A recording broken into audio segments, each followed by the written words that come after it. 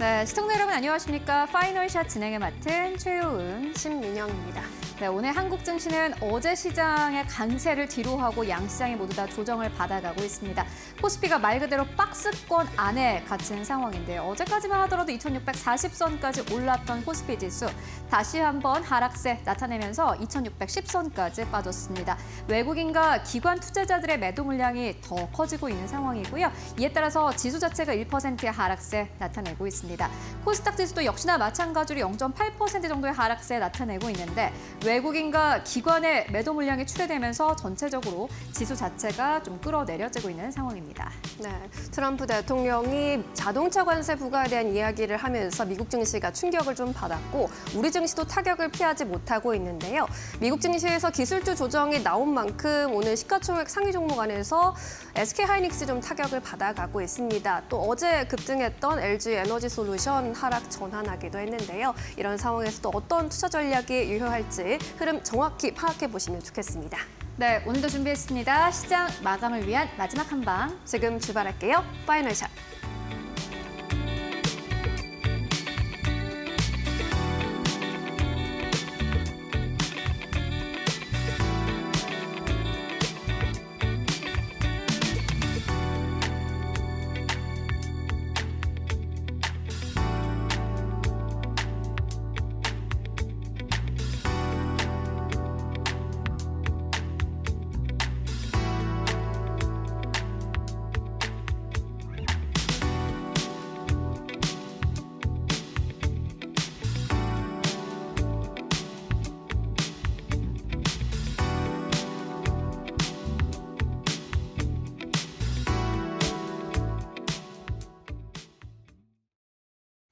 네, 3월 27일 목요일장 양시장은 하락세로 거래가 되고 있습니다. 그래도 전체적으로 시장 분위기가 최근 들어서 나쁘지 않았기 때문에 오늘 오후장에 반등 나오지 않을까 하는 기대감은요. 모두 다 무산이 됐습니다. 다만 이러한 장 속에서도 상승 탄력을 아주 강하게 가지고 가는 기업이 있는데요. 저희가 파이널샷을 통해서 이미 몇 번이나 소개를 해드렸던 업종입니다. 오늘 특히나 건설업종이 아주 크게 탄력을 받아가고 있는데요. 이렇게 시장에서 상승하는 기업들을 보면은 가끔씩은 좀 두렵기도 합니다. 나만 수익률이 높은 기업들을 사지 못하는 것은 아닐까 하는 생각도 들고요.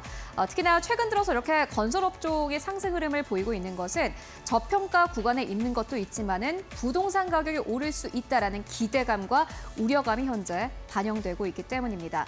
최근에 서울의 부동산 가격도 그렇고요. 지방 죽은 곳도 있지만은 여전히 비싼 곳도 있습니다. 부동산 가격이 고공행진 흐름을 보이고 있습니다. 너무 비싸다라는 토로들 나오고 있는데 다만 포모 느끼시는 분들도 많을 것 같습니다. 주식시장에서도 역시나 마찬가지로 엔비디아, 테슬라 가지고 있지 않으신 분들, 삼양식품 같은 기업들 가지고 있지 않으신 분들, 이 부동산에서도 역시나 마찬가지로 한 채를 가지고 있지 못하신 분들 아마 좀 두려움에 떠실 것 같은데요. 그러한 측면에서 봤을 때 여러분들 오늘의 이 이슈를 꼭 주목을 해보셔야 될 것 같습니다. 애석하게도 부동산 가격은 더 올라갈 것으로 보입니다.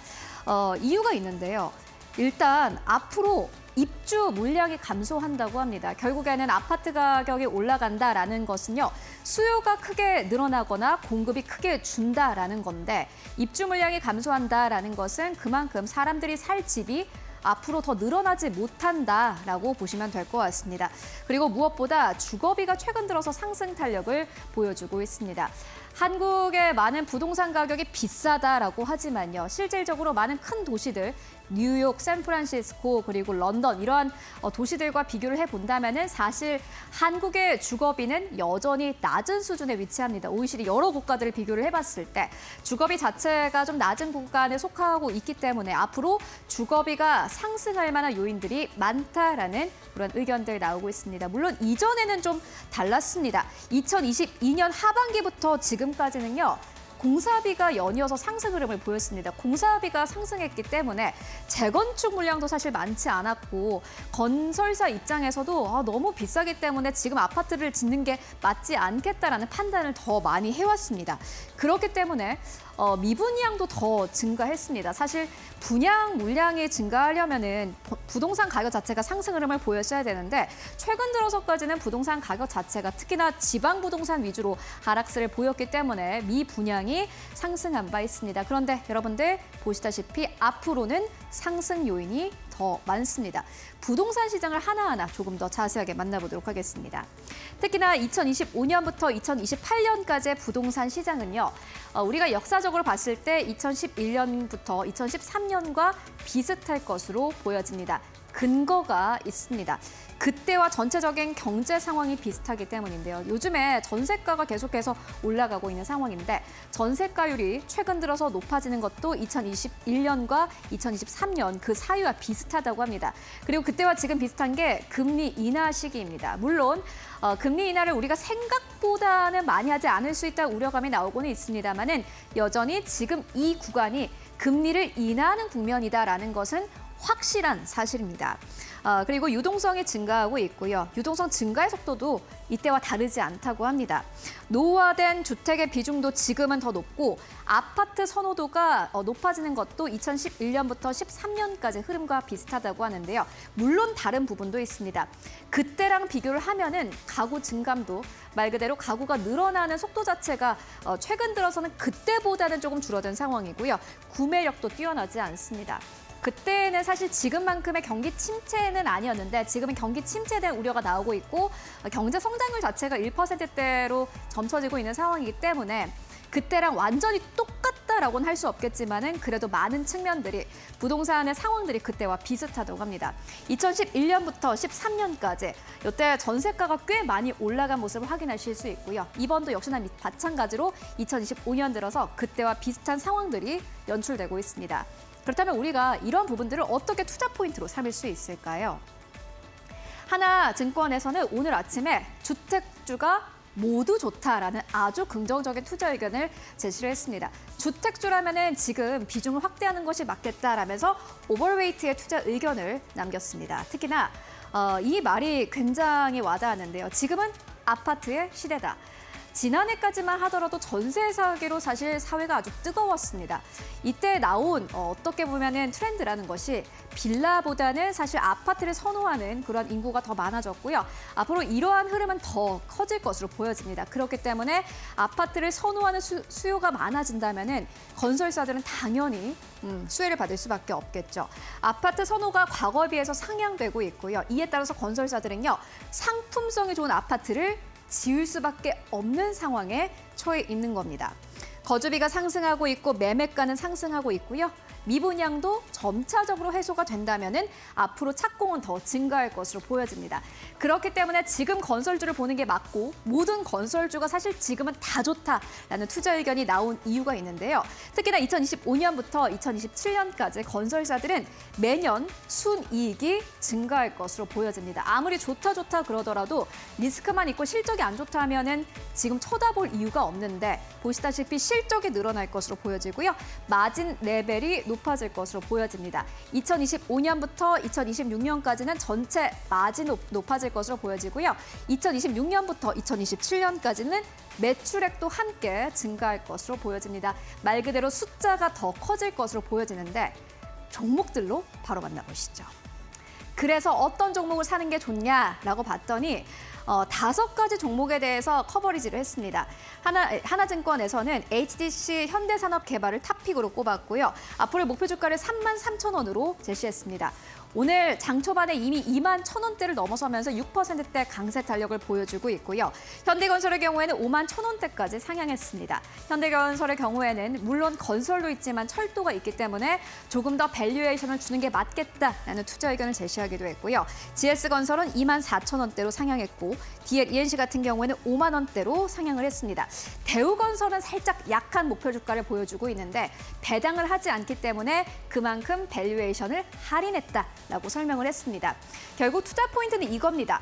부동산 가격은 오를 것이고 건설사 이익은 매년 좋아질 것으로 지금의 주택주의 주가는 굉장히 싼 편이다라는 투자 의견을 제시하기도 했는데요. 그 가운데서 업사이드를 가장 많이 보고 있는 기업이 바로 HDC 현대산업개발입니다. 투자 포인트들 어떤 것들이 있는지 좀 정리를 해보도록 하겠습니다. 무려 하나증권에서는 HDC 현산의 주가가 70%의 업사이드가 열려 있다라는 아주 긍정적인 투자 의견을 제시하기도 했습니다. 먼저 첫 번째 포인트는 서울원 아이파크 분양이고요. 두 번째로는 이번 해에 분양 물건들이 꽤 많다라는 점에 주목을 하고 있습니다. 세 번째는 2026년 내년입니다. 파주에 메디컬 클러스터를 착공할 것으로 보여지고요. 컨소시엄도 여러 지금 참여를 하고 있는 상황입니다. 이렇게 여러 가지 포인트들이 있는 만큼 그만큼 돈을 벌어들일 가능성이 높고요. 어쨌든 간에 실적이 가장 중요한 게 지금으로서는 건설사들의 주가에 미칠 이 투자 포인트이기도 합니다.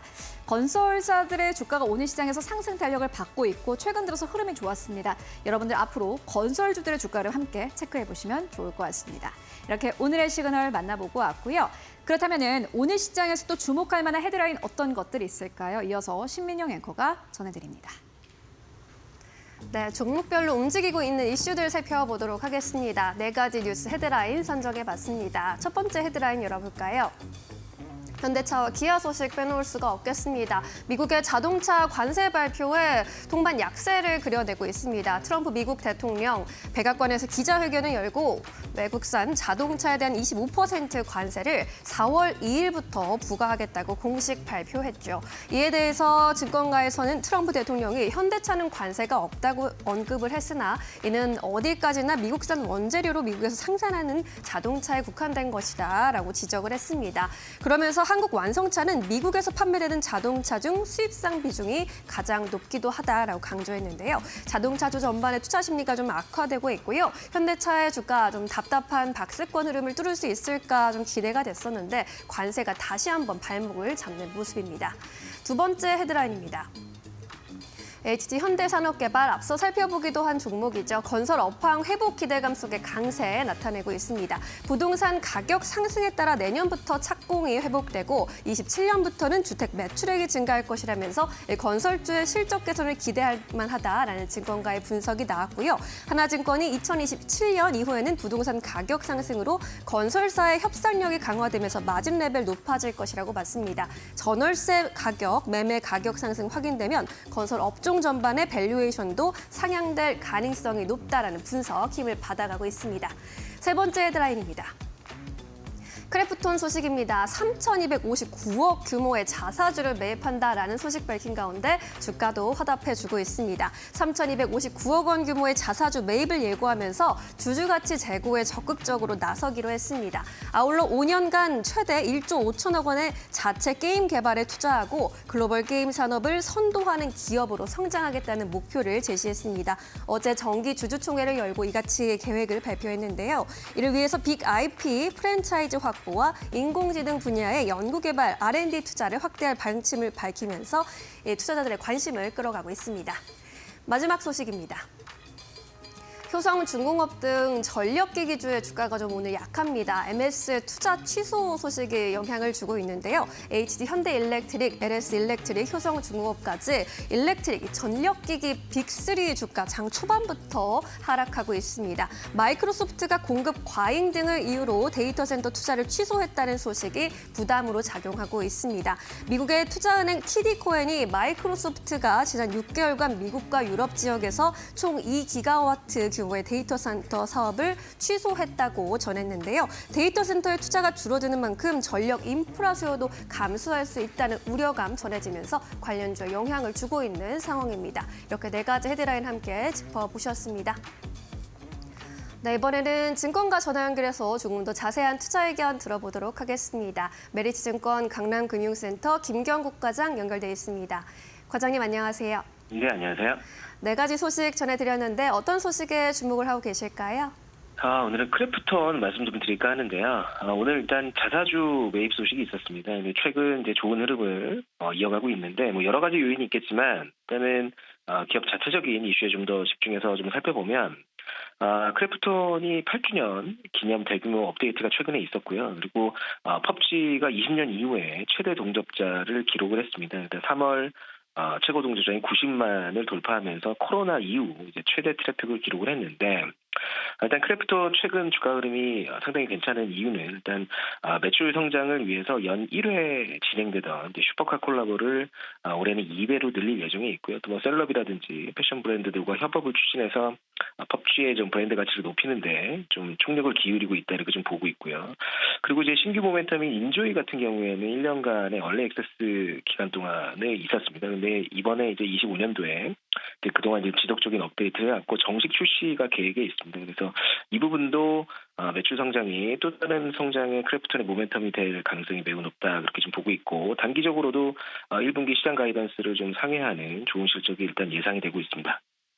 네, 크래프톤에 대한 의견 추가로 더 전해주셨습니다. 이 밖에도 마감 전에 공략해볼 만한 종목으로는 어떤 종목 보고 계실까요? 일단 오늘 동성화인텍이라는 보냉제 기업을 가져와 봤고요. 최근 일단 조선 섹터에 대한 가격 조정이 좀 크게 들어왔고 또 기간적으로도 좀 조정 중인데 일단은 가격 조정은 일단 마무리 국면에 진입을 한 것이 아닌가 그렇게 좀 개인적으로 보고 있고요.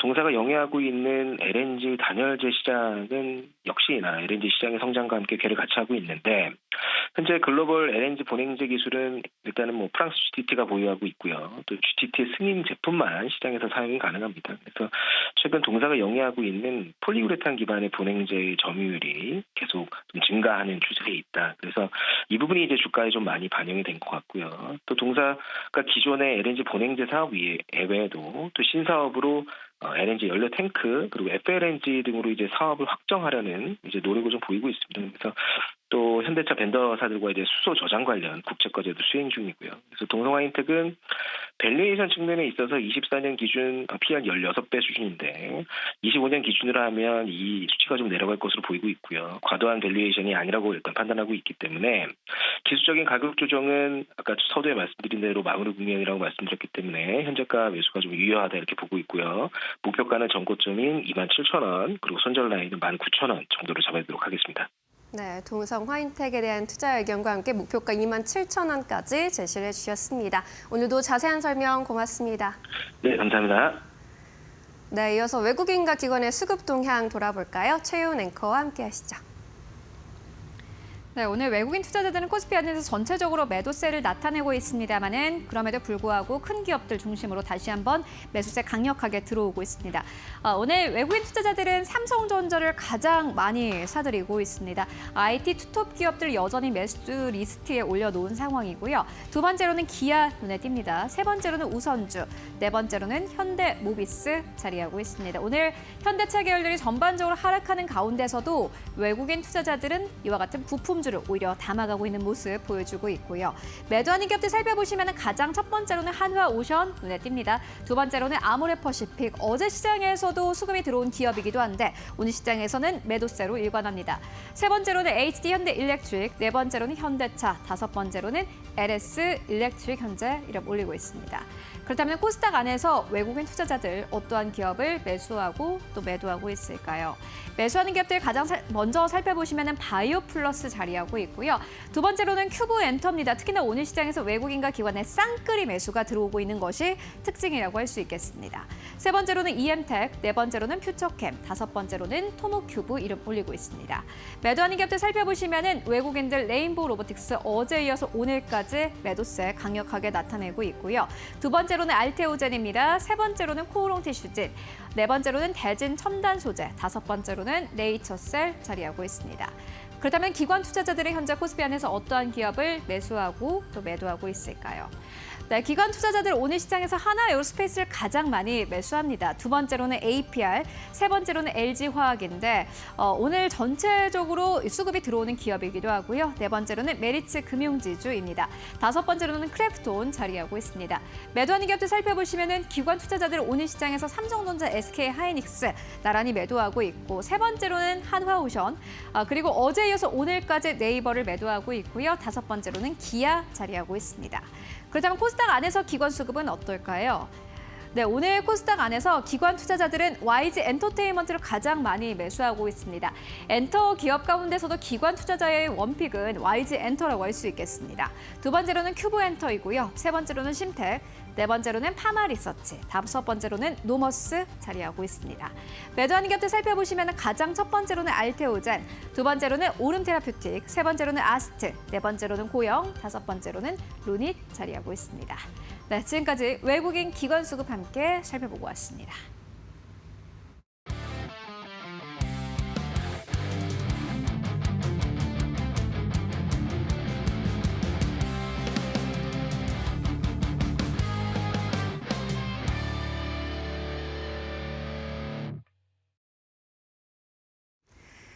이데일리온 이재선 파트너와 함께하는 만루홈런 시작하겠습니다. 오늘도 치열한 시장에서 승리를 거둘 수 있는 만루홈런 종목들 찾아보도록 하겠습니다. 파트너님 안녕하세요. 네, 안녕하세요. 네, 반갑습니다. 트럼프가 기습적으로 자동차 관세 발언을 하면서 미국 증시 충격에 빠졌고 우리 시장도 영향을 받을 수밖에 없는 오늘인데요. 오늘 시장 판세는 어떻게 읽어봐야 할까요? 네, 맞습니다. 관세, 4월 2일 날 얘기했던 게 그래도 한 이틀 전부터 얘기가 나왔었죠. 자동차 관세 같은 경우에는 이제 좀 미리 발표를 할 수 있다. 한 일주일 앞당겨서 얘기 나올 수 있다라고 했는데 오늘 미국장 마감 이후에 발표가 되었습니다. 그래서 이런 부분에 대해서 의견이 많은데요. 저는 기존에 말씀드렸던 부분을 그대로 똑같이 말씀드리면 되지 않을까 싶습니다. 우리나라 기업들 대체를 잘 해놨다. 메타플랜트 건설 이게 정말 신의 한 수였다라고 보여집니다. 물론 이 자동차 관세나 이런 부분에 대비해서 미국에 지은 게 맞는데요. 그 전략이 미리미리 잘 가동되고 있던 것이 지금 주요를 거두고 있지 않나 싶습니다. 물론 우리나라에서 이제 미국에 진출하는 부분에 있어서 일부는 아직 현대차 같은 경우는 좀 부족할 수 있는데 기아 같은 경우는 제가 계속 말씀드렸듯이 미국에서 생산되는 물량하고 이제 멕시코 쪽 공장하고 해서 본다라고 하면은 사실 크게 무리되지 않는 물량인 것 같아요. 그래서 기아가 오히려 좀 더 낫지 않겠느냐라고 누누이 말씀을 드렸었는데 이런 부분 잘 보시고 자동차 부품주들 제가 이 말로 없는 시간에도 화신하고 아진산업 같은 종목들 말씀드리면서 성우하이텍 SL 화신이 선발대로 움직이고 아진산업이나 현대공업이나 등등 나머지 기타 종목들 같은 경우에는 후발주로 움직인다라는 말씀을 기존부터 말씀드렸었는데 이 수순대로 또 움직일 가능성 높습니다. 그래서 여러분들이 첫날이라서 지금 다들 우려감 갖고 이제 주가 하락을 좀 야기하고 있는데 제가 볼 때는 이거 내일에서 아니면 다음 주 정도 되면은 제가 말씀드린 종목들 중심으로 순환매 다시 나올 수 있으니까 너무 걱정 안 하셔도 될 것 같습니다. 그래서 기아 중심으로 그리고 부품주 중심으로 보신다라고 하면은 특히나 미국에 이미 같이 함께 진출한 부품주를 보시면 되겠죠. 그래서 이 부분에 대해서는 우리나라는 이미 대응을 잘 해놨고 그리고 좀 몇 년 기다리면 또 어차피 현대차 같은 경우도 미국에 공장 계속 지을 거고 이런 부분에 있어서 협상의 여지가 남아있다라고 했는데 현대차는 먼저 협상 카드를 건넨 것이죠. 그러니까 너무 걱정 안 하셔도 될 것 같습니다. 분명히 지금 미국에서도 얘기가 나오고 있어요. 이 관세 부과면은 우리나라에 있는 자동차 기업 중에서 가장 큰 피해를 보는 거는 한국 GM이라고 말씀드렸고 90%가 미국으로 갑니다. 참고로 북미에서 생산하는 게 아니기 때문에 한국에서 생산하는 거죠. 관세 그대로 두들겨 맞습니다. 가장 큰 피해를 보는 기업은 제가 볼 때는 폭스바겐도 아니고 도요타도 아니고 GM이 아닌가 싶습니다. 그러니까 여러분들이 이 부분을 잘 생각해 보시면 될 것 같아요. 장기화되지는 않을 가능성이 높고 우리나라 기업은 타격이 상대적으로 덜하다라는 부분을 생각하시면 될 것 같습니다.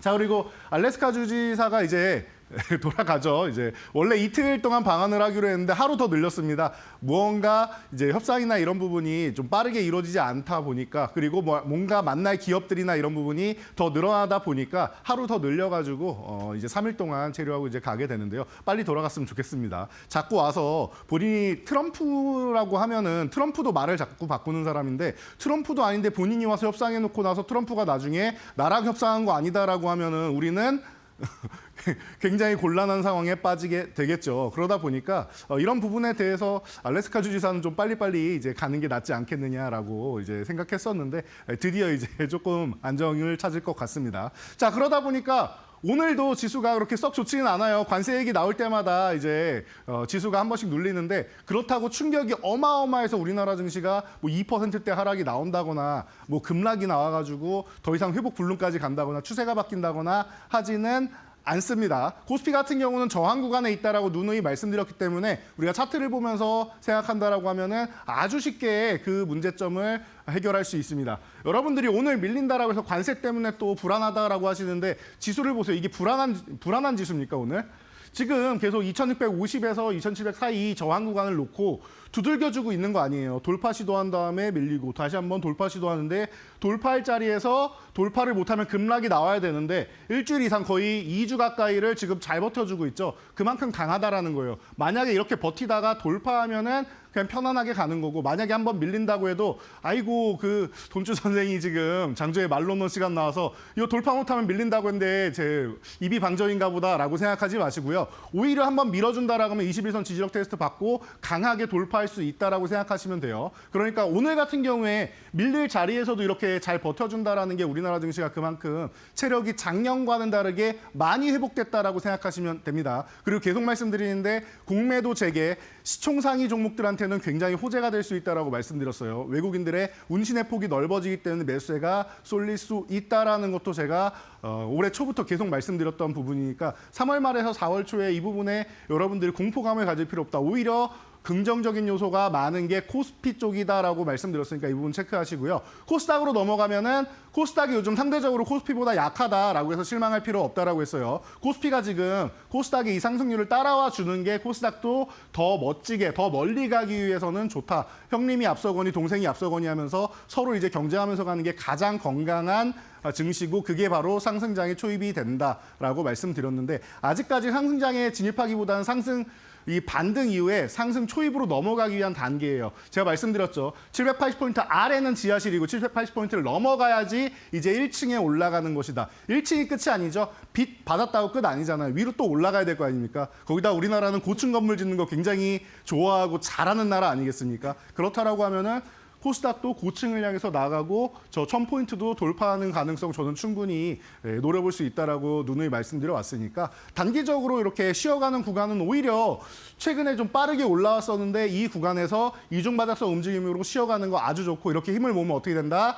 그 다음에는 780을 돌파할 가능성이 매우 높아진다라고 말씀드렸으니까 여러분들 편하게 보시면서 21선 빨리 회복해야 되는데 이 구간을 빨리 회복 못하면 약간 기간이 길어진다라고 말씀드렸으니까 이 정도만 염두에 두시면 지수는 너무 편안하고 지금 우리 시장 관세에 위협이 오는 거에 비해서 생각보다 우리나라가 협상 카드가 많이 있어요. 그러니까 미국에서 원하는 것들이 많아요. 물론 우리도 부담은 되겠지만 이런 부분이 있다라는 것만 우리가 생각하면 됩니다. 줄 게 없는 것만큼 서글픈 것도 없거든요. 차라리 오히려 이게 그나마 낫다라고 생각하시면 좋을 것 같습니다. 자, 그래서 우리가 그러면 또 무엇을 줄 게 있는지 우리가 살살치 찾아봐야 되는데요. 제가 조금 전에도 알래스카 주지사 빨리 돌아갔으면 좋겠다라고 말씀을 드렸습니다. 그래서 와가지고 본인이 트럼프 대통령도 아닌데 그래도 주지사 정도 된다고 관세 압박 계속하고 가죠. 당신들 관세의 이 부분을 좀 완화 조치를 받고 싶으면은 알래스카에 투자를 해라. 그리고 미국 원유의 수입을 확대해라. 계속 얘기가 나오고 있죠.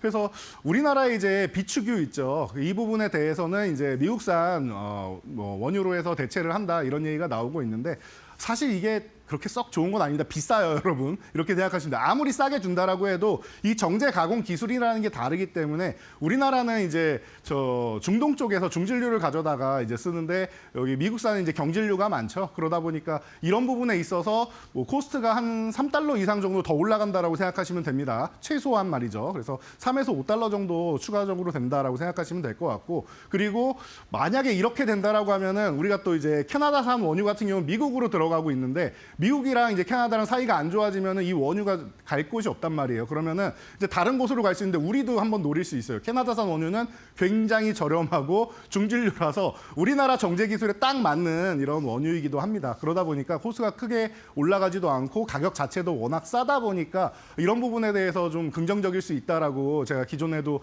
이제 정유사들 말씀드리면서 한번 언급해 드렸었는데 이 부분이 좀 잘 됐으면 좋겠는데 사실 가져온다 해도 많은 부분을 캐나다에서 얻어오기는 쉽지 않으니까 그 부분 내려놓는다라고 해도 미국산 원유 같은 경우는 이제 뭐 비축류 정도로만 적당히 쓴다 생각하면 될 것 같아요. 그래서 너무 많이 받아온다라고 협상을 하게 돼버리면은 우리나라 미래가 이제 에너지 국가가 아님에도 불구하고 그 에너지 가격이 계속 올라가면은 부담이 되겠죠. 이런 부분은 우리가 좀 잘 조율할 필요가 있을 것 같습니다. 그리고 알래스카에서 LNG 가스관 같은 경우 이제 1,300km에 달한다라고 하는데 이런 부분에 있어서는 뭐 철강 관련주나 이제 가스관 관련주, 뭐 밸브 관련주 이런 쪽을 여러분들이 같이 보시면서 뭐 이음새도 있고 그렇겠죠. 그래서 이런 쪽을 잘 보시면서 여러분들이 생각을 해보시면 될 것 같아요. 우리나라가 정말로 투자를 하고 참여를 하게 된다라고 하면은 관련주들이 한번 뭐 관심을 좀 모을 수 있다 정도로 보시면 될 것 같습니다. 그래서 오늘은 이런 종목들을 제가 이렇게 싹 살펴보고 나서 여러분들 거래 대금이 너무 없는 종목들이 많아요. 이 종목들 중에서는. 그래서 그런 종목들을 좀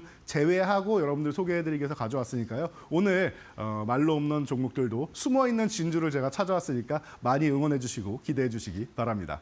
네, 좋습니다. 알래스카 LNG 사업에 대한 뉴스가 계속해서 헤드라인을 장식하고 있는데 주지사까지 다녀갔다고 하는데 이 사업 정말 탄력을 받는 걸까? 많은 분들이 궁금해하실 것 같습니다. 수혜를 직접적으로 받을 수 있는 종목들 선별해 주시니까요. 지금부터 집중해 보시죠. 안타 종목부터 들어가겠습니다. 한국가스공사 골라주셨네요. 이 사업을 하게 된다면 아마 가스공사 주도로 하게 되지 않을까 싶은데 가스공사가 하기 좀 버겁지 않을까라는 생각도 저는 좀 들기도 하거든요. 이 종목 어떻게 보십니까?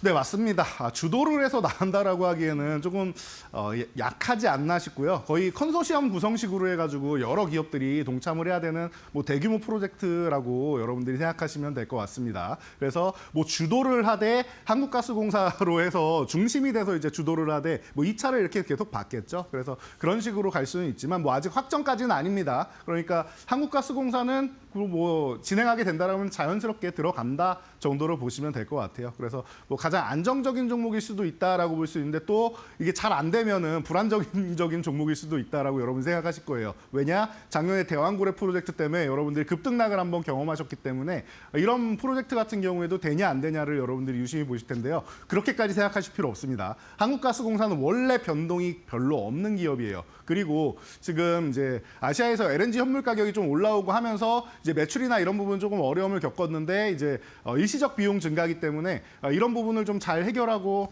하면서 이제 뭐 영업이익 같은 경우는 그래도 좀 잘 끌어올리고 있습니다. 뭐 가스비다 올리고 하면은 그런 부분이 좀 어느 정도는 이제 무마가 되다 보니까 이런 부분 잘 체크하시면 될 것 같고요.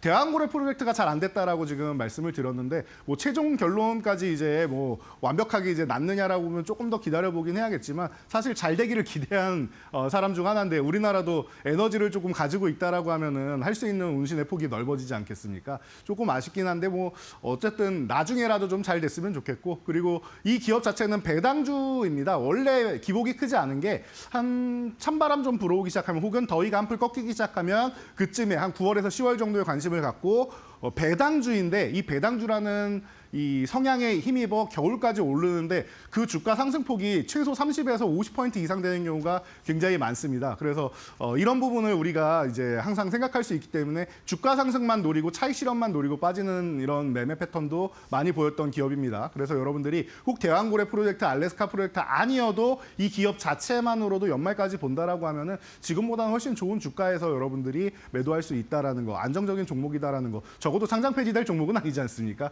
이런 측면에서 여러분들이 안타 종목으로 좀 볼 수 있을 것 같고요. 정말로 우리가 알래스카 프로젝트에 어느 정도 규모로 참여하느냐까지는 아직 뭐 밝혀지지 않았지만 참여를 하게 된다라고 하면은 이제 뭐 한국가스공사 같은 경우는 또 편안하게 또 중장기적 성장 모멘텀을 마련할 수 있지 않을까 싶습니다. 가장 안정적인 안타 종목으로 든든하게 한국가스공사 관심 가져보시기 바랍니다. 네, 한국가스공사의 경우에는 좀 멀리 좀 바라보면서 안정적으로 볼 수 있겠다라고 정리를 해주셨으니까요. 투자 판단에 잘 참고해 보시기 바라겠습니다. 이제 2루 타석으로 자리를 좀 옮겨서 조금 더 장타 노려볼 수 있는 종목 살펴보도록 하겠습니다. 세아제강 골라주셨습니다. 이 기업 역시 좀 참여가 유력시 되고 있는 기업 중에 하나인데 강관 기업이죠. 생산 능력이 뭐 충분하다라는 이야기가 있던데 세아제강은 우리가 어떤 측면으로 바라보는 게 좋을까요? 네, 세아제강 같은 경우도 만약에 우리가 알래스카 프로젝트를 참여하게 된다라고 하면은 뭐 거의 뭐 확실시 되지 않느냐라는 얘기까지도 나오고 있습니다. 실제로 알래스카 주지사가 각 기업들 이제 뭐 담당자들 총수들 만나면서 이제 여러 가지 이제 미팅을 하고 왔기 때문에 그 중에 당연히 뭐 세아그룹도 포함이 되어 있습니다. 그러다 보니까 이 부분에 대해서는 이제 진행만 하면 말씀하신 대로 참여 가능성은 매우 높다. 라고 보시면 되고요. 이 글로벌 LNG 프로젝트가 이제 알래스카만 있는 게 아니죠. 그래서 과거부터 해서 계속 이 부분을 생각을 해서 증설을 해왔고 이미 공급해서 프로젝트 참여해서 뭐 미국이나 캐나다나 뭐 모잠비크나 등등 카타르 다 해가지고 여러분들이 알고 계시는 이런 LNG가 강한 국가 이런 쪽에 이제 핵심 파트너로 이제 자리 잡고 있습니다. 그래서 뭐 강간이나 이런 쪽은 가스관 아니겠습니까? 그 관을 가지고 그 기술력을 가지고 있는 기업이라고 하면은 당연히 필요합니다. 제가 서두에도 1,300km라고 이제 말씀을 드렸는데 어마어마한 길이에 관이 필요하기 때문에 아마 이쪽도 한 개가 아니라 여러 개의 이제 관광 기업들이 참여하지 않을까 싶습니다. 그중에 뭐 핵심이 될 수 있고 세아제강 같은 경우는 좀 몸놀림이 가볍고 하기 때문에 자, 이루타 종목은 트레이딩이 가능한 종목 많이 말씀을 드리죠. 트레이딩하기엔 좀 적합한 기업이 아닌가 싶으니까요. 여러분들이 함께 관심 가져보시면서 이루타 종목으로 보시기 바랍니다. 네, 세아제강, 세아그룹 관련인을 또 주지사가 만나고 갔다고 하니까 앞으로 사업이 탄력이 받게 된다면 또 함께 주목해 볼 만한 기업인 것 같습니다. 함께 이슈도 따라가 보시죠. 이제는 3루타석으로 이동해 보도록 하겠습니다. 역시나 강관주 안에서도 골라주셨습니다. 동양철관을 언급해 주셨는데 강관주는 특별히 모멘텀이 있다라고 볼 수 있을 것 같은데 오늘 장에서 6%가량 현재 조정을 좀 받고 있거든요. 이걸 좀 이용해 볼까요? 네, 조정 구간에서 이용하는 거는 뭐 적절한 이제 매매 전략인 것 같습니다. 말씀하신 대로 아주 좋은 타이밍이 아닌가 싶고요. 밀릴 때마다 좀 모아간다라고 생각하시면 될 것 같아요. 제가 조금 전에 서두에도 이렇게 말씀드렸습니다. 거래 대금이 너무 적은 종목들이 많아서 예를 들면 뭐 화성밸브라든지 뭐 DK락이라든지 이런 등등 많은 종목들이 사실은 이렇게 이슈 나올 때 빼고는 거래량 자체가 없습니다. 그래서 여러분들이 나중에 매도하는 것도 이제 고려를 하셔야 되기 때문에 제가 그런 종목들은 제외하고 그래도 해당 관련 쪽으로 해서 이런 쪽으로 해서 대장이라고 치면 또 동양철관이 되겠죠. 어떻게 보면은 테마성으로 좀 움직이는 종목들 중에서 가장 뭐 유명한 종목이 아닐까 싶어요. LNG 이 알래스카 프로젝트 얘기가 나왔을 때 상한가 나왔고 알래스카 주지사 또 온다 우리 이 얘기가 나올 때 또 상한가가 나왔고 벌써 3월에만 2차례 상한가가 나오면서 파동을 우상향 휴식하면서 상승 N자형으로 계속 만들어 나가고 있는 기업입니다. 오늘처럼 뭐 쉬는 구간에서 이제 천천히 이제 밀릴 때마다 음봉마다 모아가면 좋다라고 보시면 되고요. 대신 비중을 많이 실을 종목은 아니에요. 5에서 10% 정도 안쪽으로만 제한을 하시고 대신 호타준조 지금 뭐 상한가도 나오고 할 정도로 몸놀림이 가벼운 종목이다 보니까 한번 움직이면 또 이제 멋지게 움직일 수 있는 종목이다라고 생각하시면 될 것 같습니다. 비중 너무 욕심 부리지 마시고요. 편하게 보시고 그리고 이제 영업이익 같은 경우가 이제 흑자 전환되면서 이제 철강 쪽이 뭐 지금도 이제 관세액이 나오고 어려움도 겪고 했었는데 중국산 철강 때문에 좀 어려웠던 부분 이런 부분을 이제 우리도 관세를 좀 부과하고 하고 있죠. 그러니까 여러 가지 측면에서 좀 이제 그동안 어려웠던 업황을 벗어날 수 있는 기업이다. 여기에다가 알래스카까지 된다라고 하면은 플러스 알파 요인이 된다. 그래서 더더욱 좋아질 수 있다라는 거 생각하신다라고 하면은 제가 볼 때는 동양철강 같은 경우는 3루타 종목으로 손색이 없는 것 같으니까요. 응원 많이 해주시면서 이 종목도 트레이딩 관점으로 보시기 바랍니다. 네, 동양철관 같은 경우에는 비중을 많이 실지는 않는 가운데 슈팅 구간을 좀 누려보는 트레이딩 전략에 자신 있으신 분들은 공략해 보셔도 좋을 것 같습니다. 이렇게 세 가지 종목 함께 정리를 해봤습니다. 알래스카 LNG 프로젝트 관련 이야기하고 있는데 그동안의 말로 없는 종목들도 잘 운용이 되고 있거든요. 함께 체크해 보시죠. 자, 말로 홈런. 자, 이번 달도 이제 얼마 안 남았습니다. 오늘이 지나면 이제 2거래일 남았는데 2거래일 동안 이제 1차 목표치를 30종목까지 달성할 수 있을지 한번 보자라고 말씀드렸는데 한 3종목 남은 것 같아요. 그런데 그렇습니다. 고점은 계속 돌파해 나가는데 최근에 좀 조정장이 오다 보니까 1차 목표치 근접하고 밀리는 이런 종목들도 많습니다. 그래서 이 종목들이 아마 4월에서 5월 사이 봄바람이 불면은 다시금 이렇게 치고 올라서 순위권 안으로 계속 들어올 것 같으니까 편하게 보시고요. 이 아마 1페이지는 그쯤 되면은 지금 3종목이 100% 이상이 돼 있는데 아마 200%에서 300% 종목이 나올 거고요. 그리고 이제 첫 페이지는 다 2배 이상 종목으로 이제 도배가 되지 않을까 싶습니다. 다음 페이지로 넘어간다라고 하면 제가 50% 아래 종목도 못 낄 겁니다라고 말씀드렸는데 최근에 뭐 화신이나 이런 종목들 지금 오늘도 이제 자동차 부품주들 이제 조정받고 있는데 아마 뭐 다음 주쯤 해가지고는 다시 한번 순환매 돌지 않을까 싶다 말씀을 드렸죠. 만약에 이제 치고 올라온다라면 그런 종목들도 50% 구간에 넘어올 수 있는 이런 과정에 있다 보니까 50% 아래 종목들은 이제 순위가 교체된다. 코난 테크놀로지도 어제 1차 목표치 쪽 다시 돌파하면서 말로 없는 쪽으로 다시 한번 뭐 붙어갈 수 있는 여건을 만들었다. 이런 부분 말씀드렸던 거 기억나시죠? 여러분들이 추세적으로 보시면 될 것 같아요. 자, 그래서 오늘은 이제 1차 목표치의 도달을 앞두고 있는 종목들 중에서 또 하나를 관심 가져보도록 하겠습니다. 여러분들이 제가 이 종목에 대해서 말씀드리고 나서 그렇게 오래되지 않은 종목인데 이번 달 종목인데 라고 생각하실 거예요. 맞습니다. 제가 금요일만 되면은 여러분들 주말 앞두고 너무 주식 때문에 스트레스 받지 말고 놀고 먹는 종목들이 있습니다. 우리가 편안하게 휴식을 취하고 워라밸을 챙기다 보면은 수익은 종목들이 알아서 가져다 줄 건데 그에 해당되는 종목들입니다라고 말씀드렸던 이불 밖은 위험해라는 제가 타이틀로 말씀드렸던 지누스입니다. 자, 이 종목이 지금 1차 목표치를 코앞에 두고 있어요. 21,700원까지 왔었는데 이제 한 800원 앞두고 있습니다. 그래서 만약에 이틀 동안 여기서 내일까지 쉬고 월요일 날 올라가던가 아니면 내일이라도 조금 더 치고 올라가 준다라고 하면 1차 목표치 달성 가능성이 있으니까 참고해 보시면 될 것 같고요. 최근에 흐름이 너무 좋으면서 거래대금도 딱 실어줬습니다. 이런 종목들 중심으로 여러분들이 보신다라고 하면은 제가 볼 땐 지금 시장 이겨내는 거 어렵지 않고요. 그리고 바닥권에 있는 종목들 많이 있습니다. 지금 1월에 좋았다가 지금 쉬고 있는 종목들 많이 있는데 그 종목들 다시 보신다라고 하면은 제가 볼 때는 1차 목표치 말로 없는 그 이상까지 노릴 수 있는 따뜻한 봄이니까 여러분들 걱정하지 마시고 편안하게 봄 맞이하시기 바랍니다. 네, 홈런과 겨울부터 12월부터 함께 하신 분들은 다가오는 봄을 더 따뜻하게 맞으실 수 있을 것 같은데요. 이렇게 종목 보는 눈이 워낙에 좀 꼼꼼하고 또 깐깐하게 봐주고 계시기 때문에 오늘의 종목도 또 기대가 됩니다. 하이라이트 종목 공개할 시간인데요. LNG 프로젝트 관련주 안에서 어떤 종목을 홈런으로 선정해 볼까요?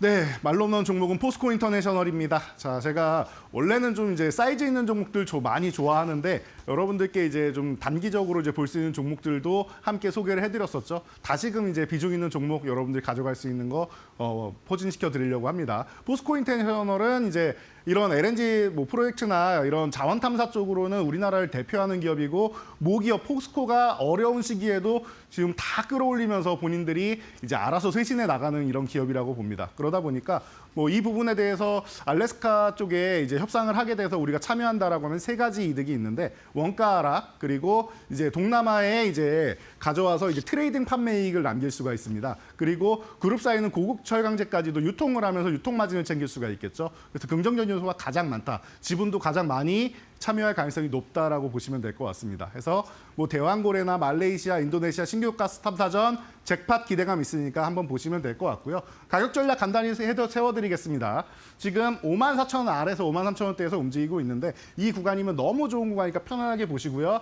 올라가면 기존에 저항받았던 62,500원 1차 목표치 위로 올라간다라고 하면 7만 원에 2차 목표치 두면서 보시면 될 것 같습니다. 아래로는 5만 원 이탈하면 리스크 관리한다라고 생각하시면은 앞으로 기대감도 높고 그리고 현재 실적도 안정적인 이 종목 편안하게 비중 있게 가져가 보시면 좋을 것 같습니다. 네, 오늘의 홈런은 포스코 인터내셔널로 선정이 됐습니다. 목표 주가까지 꼼꼼하게 챙겨가 보시기 바라겠습니다. 저희는 내일 다시 또 돌아올게요. 오늘도 자세한 설명 고맙습니다. 감사합니다.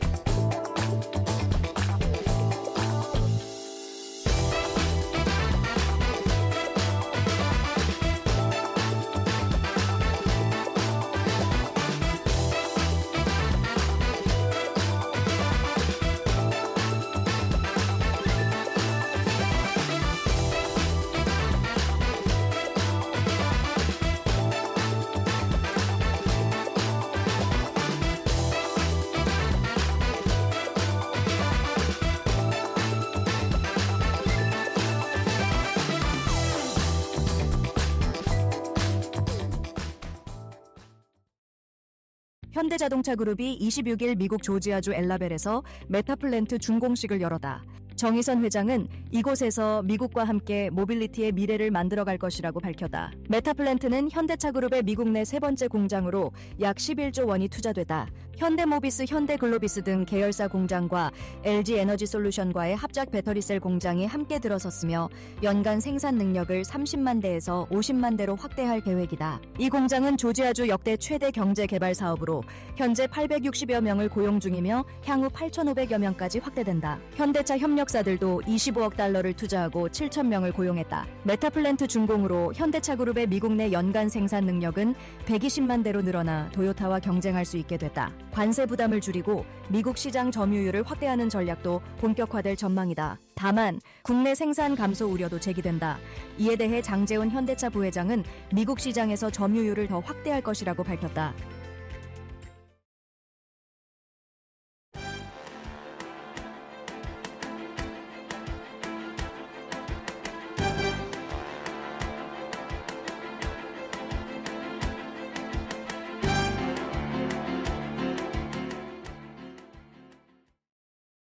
네, 팩트체크 코너로 이어가 보도록 하겠습니다. 오늘은 인사이트 K의 배종찬 소장 모시고 이야기 나눠보도록 하겠습니다. 안녕하십니까? 안녕하십니까? 네, 소장님.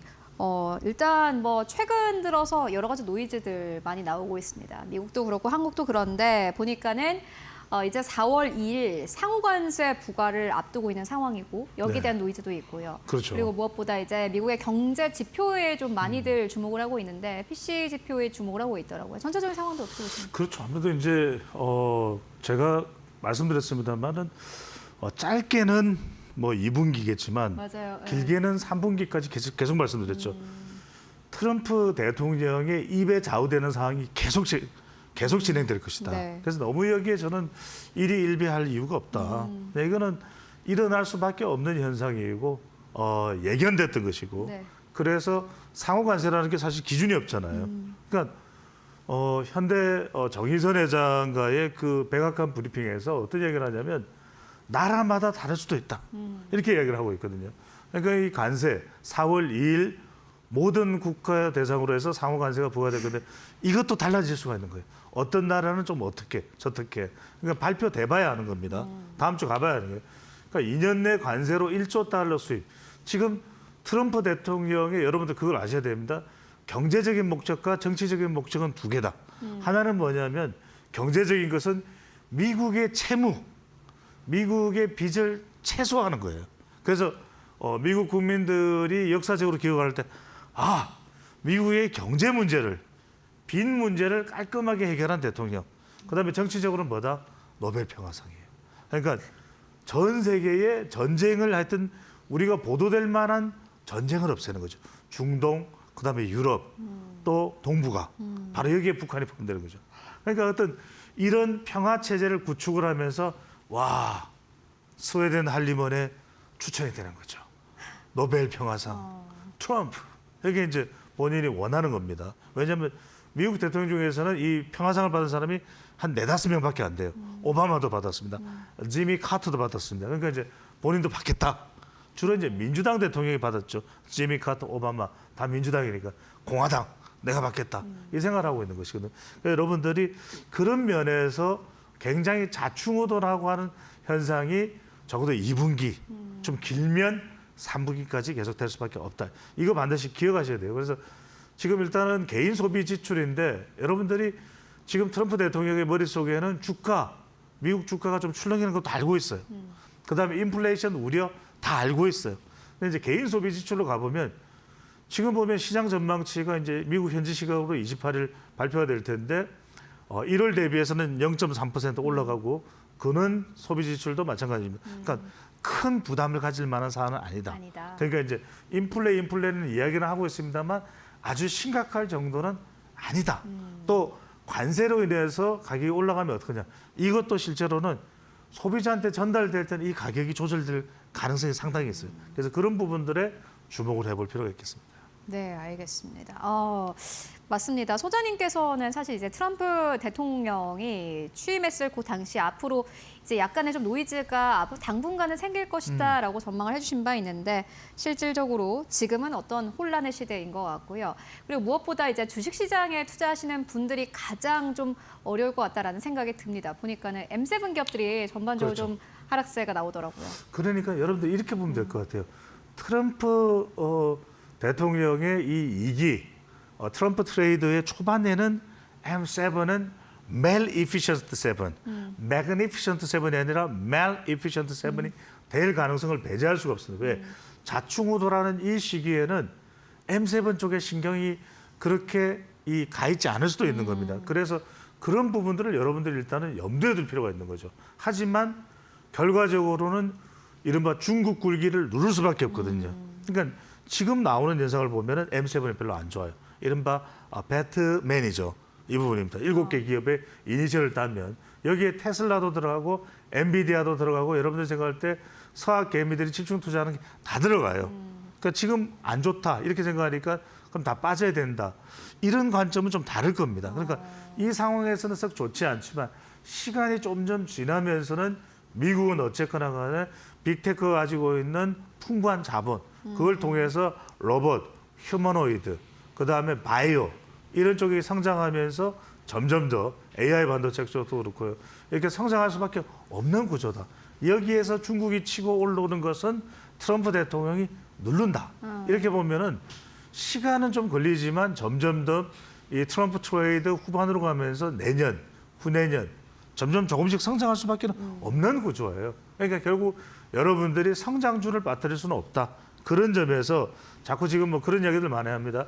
S&P 500 지수도 지난해 당선되자마자는 뭐 7,000까지 갈 거다 올해.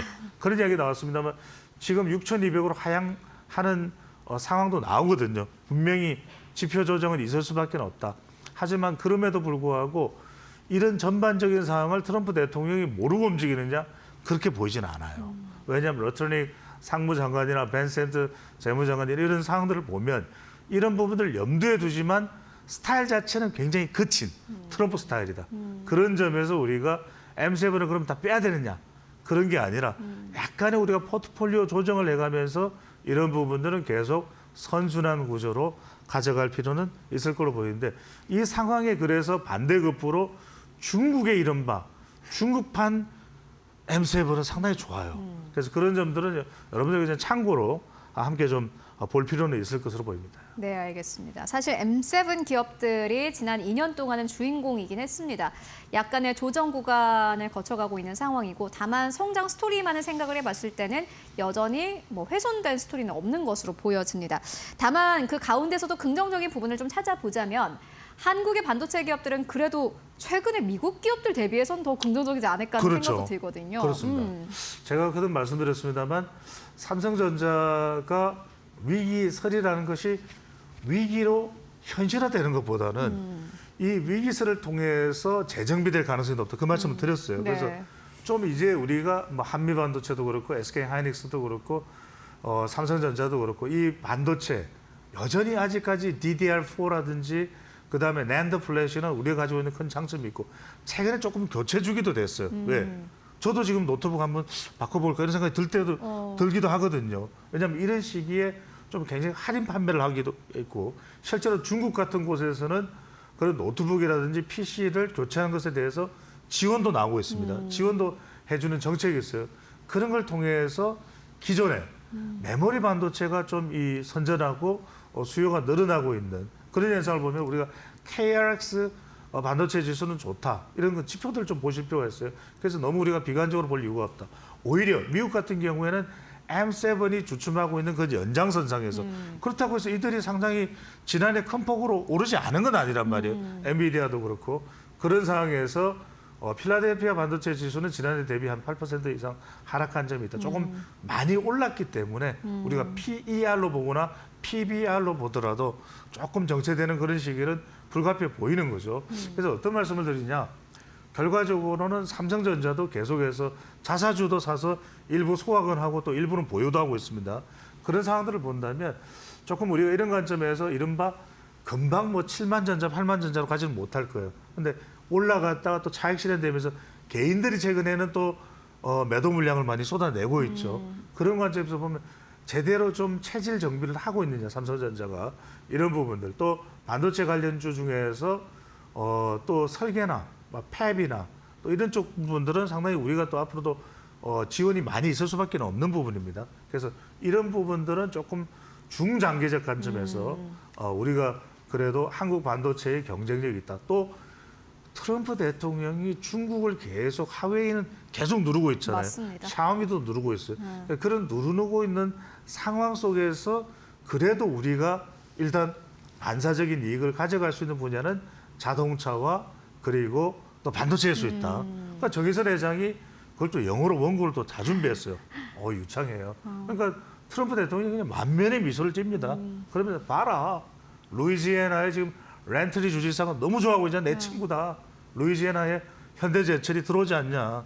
그런 걸 보면 상당히 한국에 대해서는 지금 우리 좀 정세가 좀 불안한 게 있어서 그렇지 상당히 한국에 대해서는 물론 뭐 관세가 4배나 한국이 더 많다 이렇게 좀 훅 하고 찌르는 부분도 있긴 합니다만 아주 기본적인 우리가 펀더멘털 차원에서 보면 한미 관계는 경제적인 부분까지 좀 굉장히 좋은 그런 관계를 유지해 나갈 가능성이 있다라는 관점에서 볼 필요가 있겠습니다. 네, 그리고 사실 뭐 반도체 쪽은 좋은데 최근에 한국의 서학개미들이 어떠한 기업들을 투자하나 봤더니 테슬라를 저가 매수를 많이 하더라고요. 저 주변에 계신 분들도 지금 테슬라를 사고 싶어 하시는 분들 꽤 많아요. 그렇죠.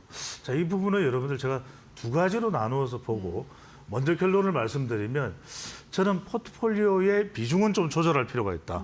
그 말씀은 뭐냐면 가령 이제 저가 매수를 한다면은 그 비율은 점진적으로 조금씩 해야 될 거다. 그리고 또 하나는 테슬라에 대해서 어느 정도 차익 실현이 됐다면 그것도 좀 현금화할 필요도 있다라고 생각이 들어요. 가령 3년 전에 테슬라에 투자를 했다 네. 하신 분들이 있다면 그분들의 경우에는 조금은 전부 다는 아니더라도 부분적인 차익 실현을 통해서 현금화를 해 두는 것이 일단 또 필요할 수도 있다는 말씀드리는 이유가 뭐냐면 두 가지예요. 일단 머스크의 이 지명도와 인지도와 이 브랜드 파워는 엄청납니다. 그렇지 않습니까? 내내 칭찬을 합니다. 미국 백악관 내에서도. 하지만 결과적으로 사업상으로 실적이 중요한데 중국에서 매출이 상당히 극감했죠. 독일도 마찬가지고 유럽 시장도 마찬가지고. 미국 내에서도 심지어는 그런 딱지를 붙여요. 스티커를. 머스크가 미치기 전에 산차.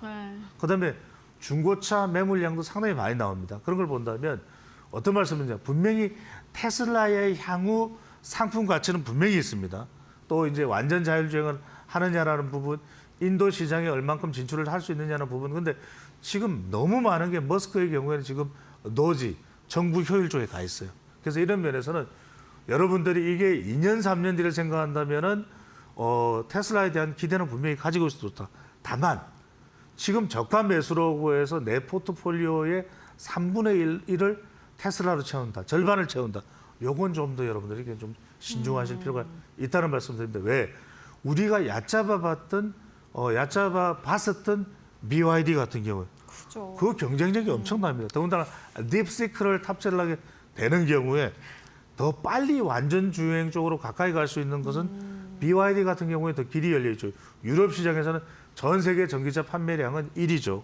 이런 부분들에 여러분들이 테슬라의 양만큼은 기대는 해도 좋으나 그 부분은 조금 점진적일 필요가 있다는 말씀드립니다.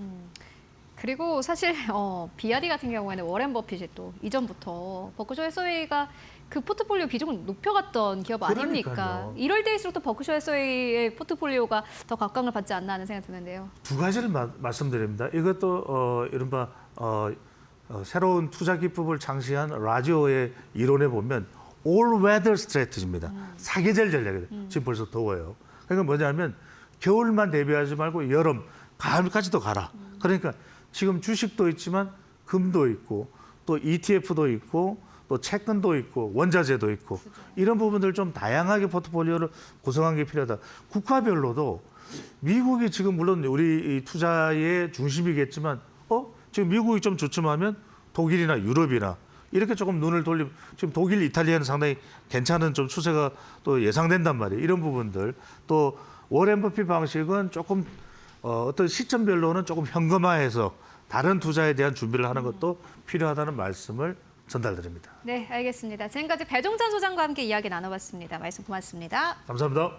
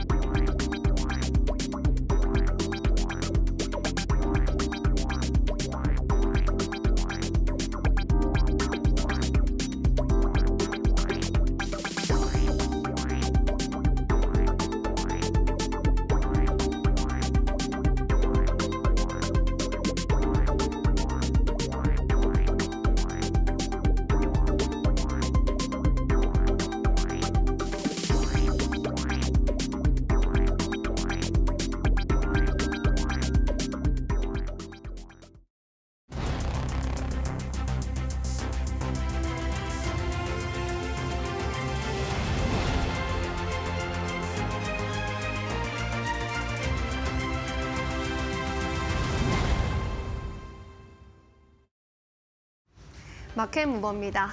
트럼프발 관세 불안감이 글로벌 시장을 다시 덮쳤습니다. 이러한 가운데 관세 무풍지대로 꼽히는 엔터주 쪽에는 다시금 볕이 들고 있습니다. 올해 들어서 SM과 YG엔터, 하이브 등 주요 엔터 3사의 주가는요, 두 자릿수대 상승률을 유지하고 있습니다. 같은 기간 코스피가 4%, 코스닥이 18%대 하락 곡선을 그리고 있는 것에 비하면 괄목할 만한 상승세 보여주고 있는데요. 엔터사에 대한 주가 상승 요인은 여러 가지 꼽히고 있는 상황이지만 앞으로의 추가 상승에 대해서는 주가를 움직일 수 있는 세 가지 요인이 나타날 것으로 보입니다. 첫 번째로는 해외의 성과인데요. 특히나 글로벌 음악 시장 규모의 1위를 차지하고 있는 미국에서의 성공이 중요할 것으로 보입니다. 미국의 음악 시장의 경우에는 꾸준히 이렇게 우상향 기조를 그리고 있고요. 스트리밍 비중의 경우 80% 이상을 차지할 정도로 이 스트리밍 비중이 굉장히 큰 것이 특징적입니다. 미국 내 침투율을 높이려면 스트리밍이 중요하다는 얘기인데요. 스트리밍에 대한 성과를 높이는 것이 중요하고 여기에 더해서 스트리밍과 라이브 공연 문화가 음악 소비의 큰 부분을 차지하고 있다라는 점을 엔터사들이 기억해야 할 것으로 보입니다. 스트리밍과 함께 앞단에서는 틱톡과 유튜브 등 소셜 미디어의 영향력이 북미 투어 규모 확장의 중요한 선행 지표가 될 것으로 나타나고 있습니다. 두 번째 요인으로는 신인그룹의 가파른 수익화가 나타나야 할 것으로 보입니다. 메가 IP향 실적의 의존도가 좀 완화될 필요가 있다라는 건데요. 블랙핑크나 BTS의 활약으로 미국 시장 내 침투가 굉장히 용이해진 상황이긴 하지만 이러한 메가 IP 이외에도 7년차 이하의 저연차 아티스트의 침투율 상승이 다음 성장 모멘텀이 될 것이라는 분석입니다. 마지막으로는 모두가 예상할 수 있는 중국의 한한령 관련 이슈인데요. 중국 공연 재개 등이 신규 성장 동력이 될 것으로 보입니다. 한한령 중국 시장이 열리는 기조 안에서 확실하게 수익률을 나타낼 수 있는 기업을 잘 선별해 볼 필요가 있을 텐데요. 이 세 가지 모멘텀을 다 충족할 수 있는 기업으로 증권가에서는 엔터사 안에서 SM을 꼽고 있습니다. SM에 대한 투자 의견 함께 살펴보시죠.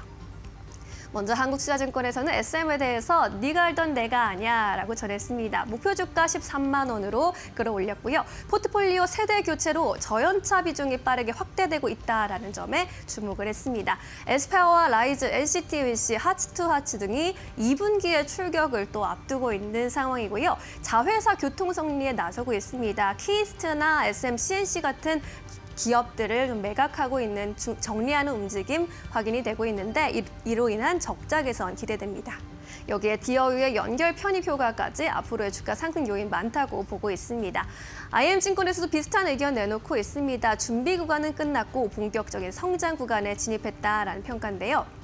2분기부터 디어유 연결자에서 편입에 따른 실적이 반영되는데 이에 따라 연간 300억 원 이상의 영업이익 기여가 있을 것으로 내다봤습니다. 전사 차원의 비용 효율화 노력으로 마진 개선이 기대된다고 봤고요. 영업이익률 올해 기준으로 60% 이상 전년 대비 끌어올릴 것이라는 전망을 함께 내놓으면서 목표 주가 13만 원으로 커버리지를 새롭게 게시했습니다.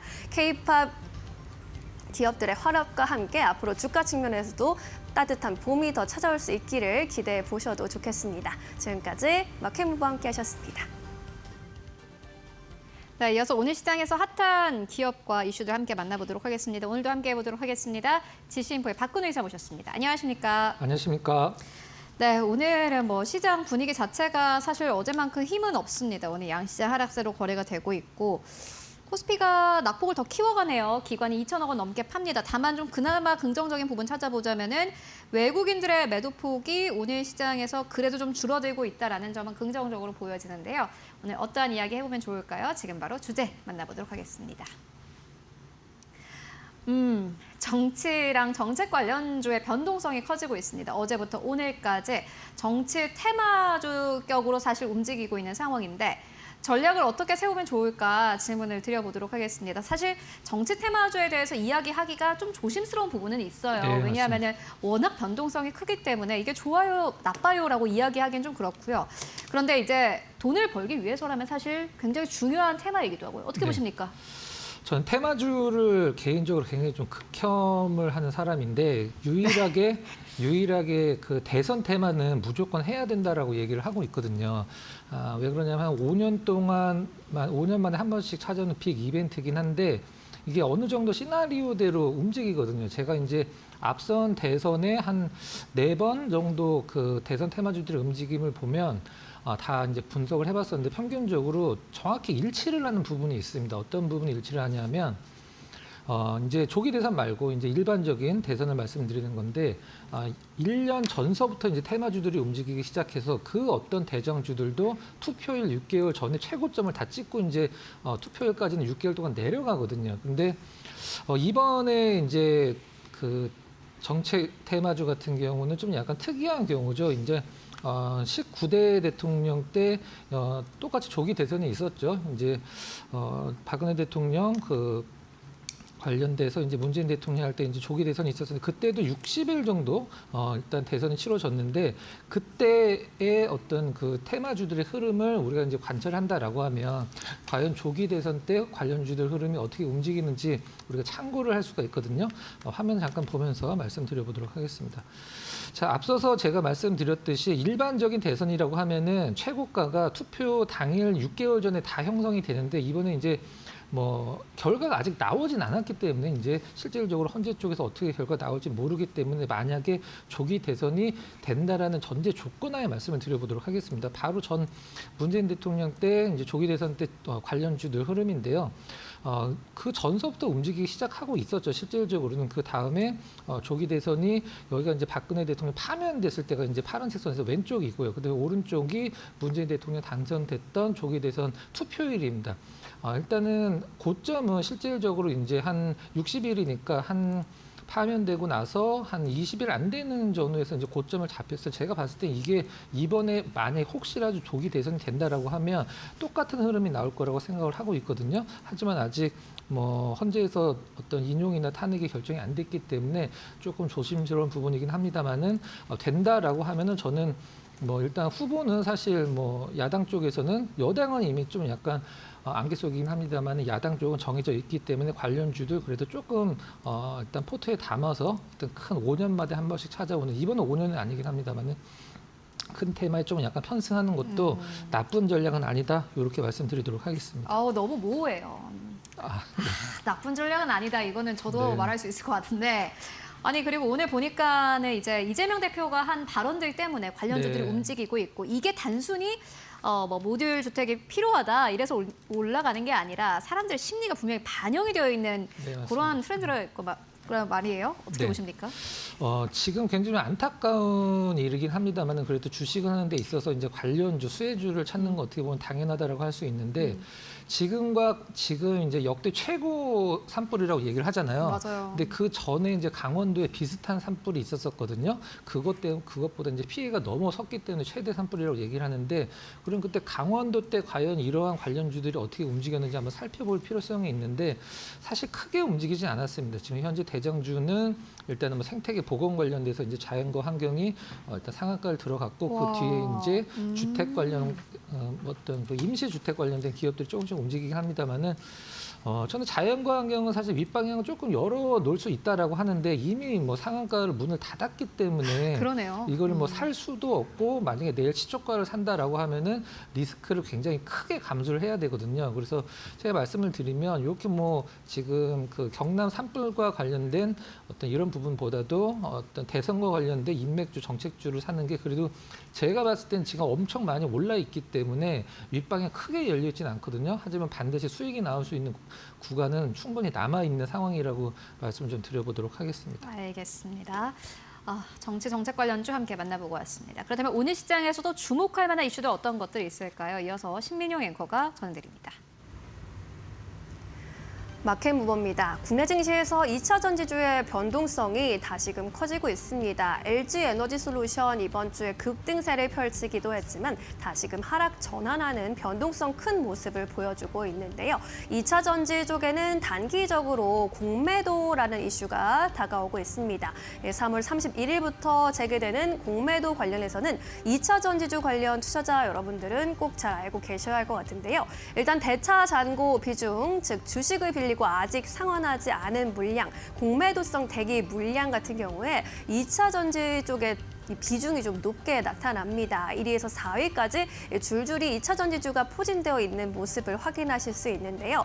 공매도가 재개되게 되면 좀 타깃이 될 수 있다라는 우려성 갖고 있기 때문에 단기적으로는 좀 주의하실 필요가 있어 보입니다.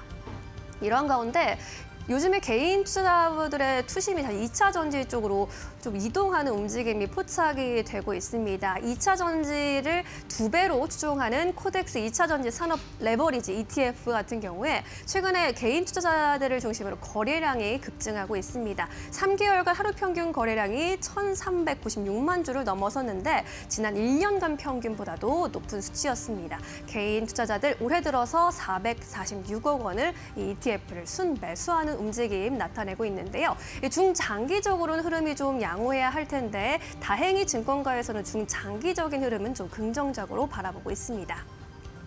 NH투자증권에서는 1분기 실적은 부진할 것이다. 하지만 2분기에는 회복할 수 있음에 주목해야 한다라고 내다보고 있습니다. 관성적인 비관론은 잠시 내려놔야 할 때다라고 평가하기도 했습니다. 유진투자증권에서도 테슬라를 제외한다면 전기차 시황은 턴어라운드가 되고 있다라고 보고 있습니다. 1, 2월의 판매 추세 유지한다면 업황 반등은 2분기부터 시작될 것으로 봤고요. 미국 기준으로 봤을 때 테슬라를 제외하고 1, 2월 판매량이 20% 가까이 늘어나고 있다는 점도 강조했습니다. 마지막으로 현대차증권에서는요. 2분기 이후에 테슬라의 모델 Y가 미국에 인도되고 전체 판매량이 늘어날 것이라고 보고 있습니다. 이렇게 된다면 GM과 현대차그룹, 포드의 전기차 판매량도 증가할 것으로 전망을 했고요. 앞으로 중장기적으로 섹터의 우상향 기조 나타날 것으로 보면서 섹터 내 최선호주로 LG 에너지 솔루션을 꼽기도 했습니다. 공매도 재개라는 타격이 단기적으로는 2차 전지에 좀 피해를 줄 수밖에 없을 것으로 보이는데 이 파도를 좀 건너가고 나면 잔잔하고 따뜻한 물결을 만날 수 있기를 기대해 보겠습니다. 지금까지 마켓무버 함께하셨습니다. 네, 이어서 오늘 시장에서 핫한 기업들 하나하나 살펴보도록 하겠습니다. 오늘 첫 번째 기업은 SM, 박근우 이사님께서 준비해 주셨습니다. 오늘 장중에 11만 원대까지 터치가 나왔는데 엔터주가 사실 JYP 엔터 제외하고는 전부 다 반등 아주 강력하게 나오고 네, 있습니다. 원픽으로 꼽으시는 건가요? 일단 나름대로 좀 이유가 있습니다. 일단 네. 다른 엔터주들 같은 경우에는 이제 아티스트들을 주로 이제 부각을 시키는데 SM 같은 경우는 이제 2분기서부터 DOU 실적이 이제 연결로 잡히기 때문에 시장에서 상당히 좀 관심을 받아야 된다는 의견이 좀 많이 나오고 있는 것 같아요. 관세 얘기만 나오면은 사실 엔터주들이 상승을 하는 흐름을 최근에 많이 보여주고 있는데 앞으로 관세 얘기가 계속 나올 수밖에 없는 상황이라 엔터주들을 좀 보는 게 나을 것 같습니다. 일단 SM 같은 경우는 일단 관세와는 이제 뭐 SM이 아니라 이제 엔터주들 같은 경우 당연히 관세는 관계가 거의 없기 때문에 시장에 좀 약간 부담이 좀 덜한 편이긴 한데.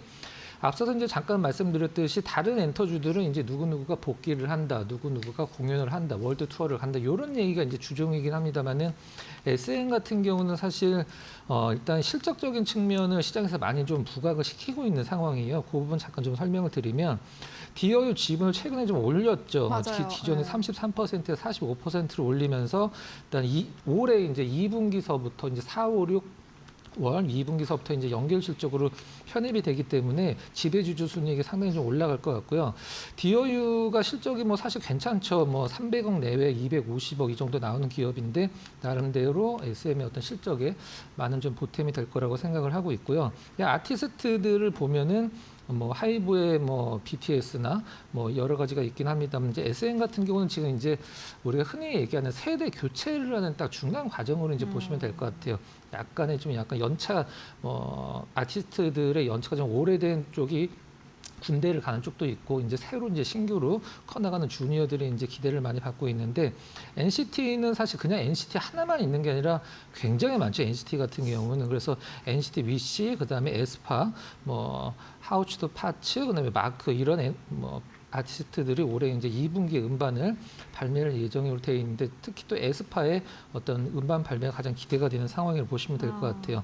일단 키이스트가 좀 약간 비액션 계열사로서 이제 그 SM 입장에서는 고민이 좀 컸던 것 같은데 370원에 매각을 하는 걸로 시장에서는 지금 결정이 되는 걸로 나와 있습니다. 잠깐 화면 보면서 말씀 좀 드려보도록 할게요. 지금 이제 화면 같이 보시면 이제 그 3개밖에 안 나와서 제가 준비를 한 게 3개인데 맨 위쪽에 이제 노란색이 어떤 거냐면 우리나라 엔터 3사, SM, 하이브, YG가 올해 1월 1일 날 같이 출발을 했을 때 어떤 주가가 가장 높은지를 지금 합성을 한 차트인데요. 노란색이 이제 SM이고요. 그다음에 파란색이 하이브, 그다음에 빨간색이 YG1이 이제 이거 YG 엔터인데 이제 다른 차트가 들어갔다고 생각하시고 그냥 대장이랑 SM만 2개만 보도록 하겠습니다.